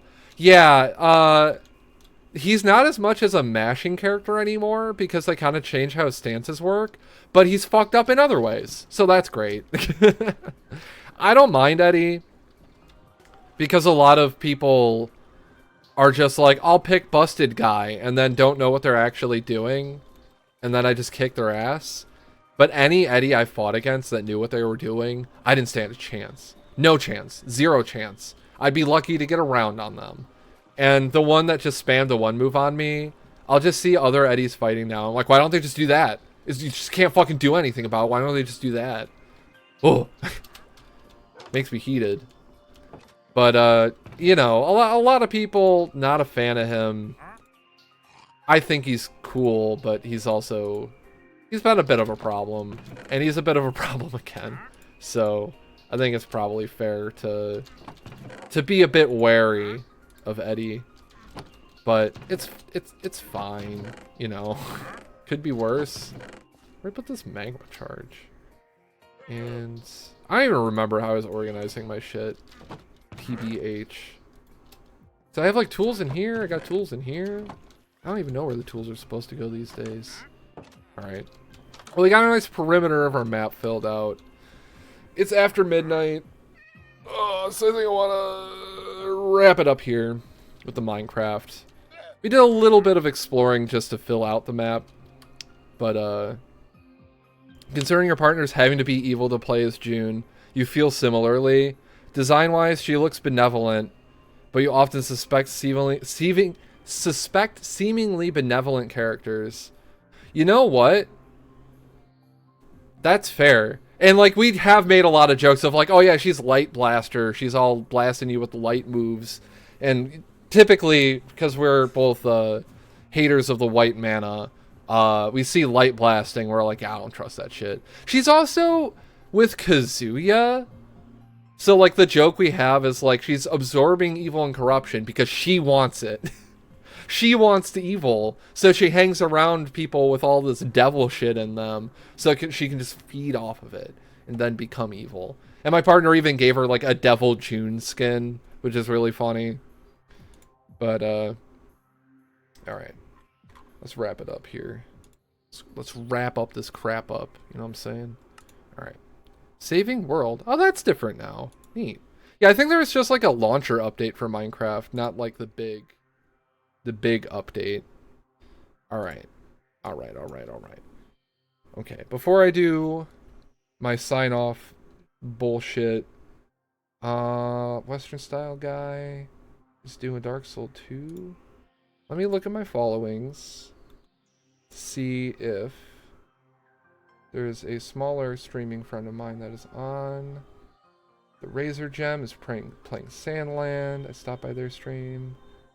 I think I might wanna give them a raid. I think that'll be cool. So Sandland, from what I've seen, has thanks for the stream. Thank you, Sylvan, for hanging out. Thank you for chatting so much. Thank you everybody else who's just been hanging out, watching, chilling, vibing, lurking as they call it. Appreciate you all. I appreciate anybody who is watching this as a VOD in the future. That's pretty fucking cool when people do that. I don't give enough credit to people who watch the VODs, honestly. I think that's really awesome to, like, go back and, like, you know, catch the streams you missed. Because, like, a lot of people, they like to catch the stream live so they can be chatting with the dude. All that makes sense. But, you know, people who check out the VODs are they're the secret ballers, you know. Anyway. So I want to send you guys to Razor Gem, if anything, to check out. Are they not coming up on the fucking... What the hell? Oh, the Razor Gem, that's why. The Razor Gem. Okay, there we go. Yeah, they're playing a game called Sandland. Thanks for the stream. Thank you, Kix, for hanging out. Good stream. Thank you, Patrick Galactic. Yeah, Patrick, I don't know if you know about Sandland, but it seems to be, like, Toriyama art. There's a tank. Some tank shit. I don't know. It's pretty cool. You might like it. So I'm going to send you guys over there. We're going to start that raid. Say hi to them. I got to skedaddle because I got to make some food. But thank you all for watching. I'm Rancid Nanners, otherwise known as Rancid, otherwise known as Nate. Keep it skeletal.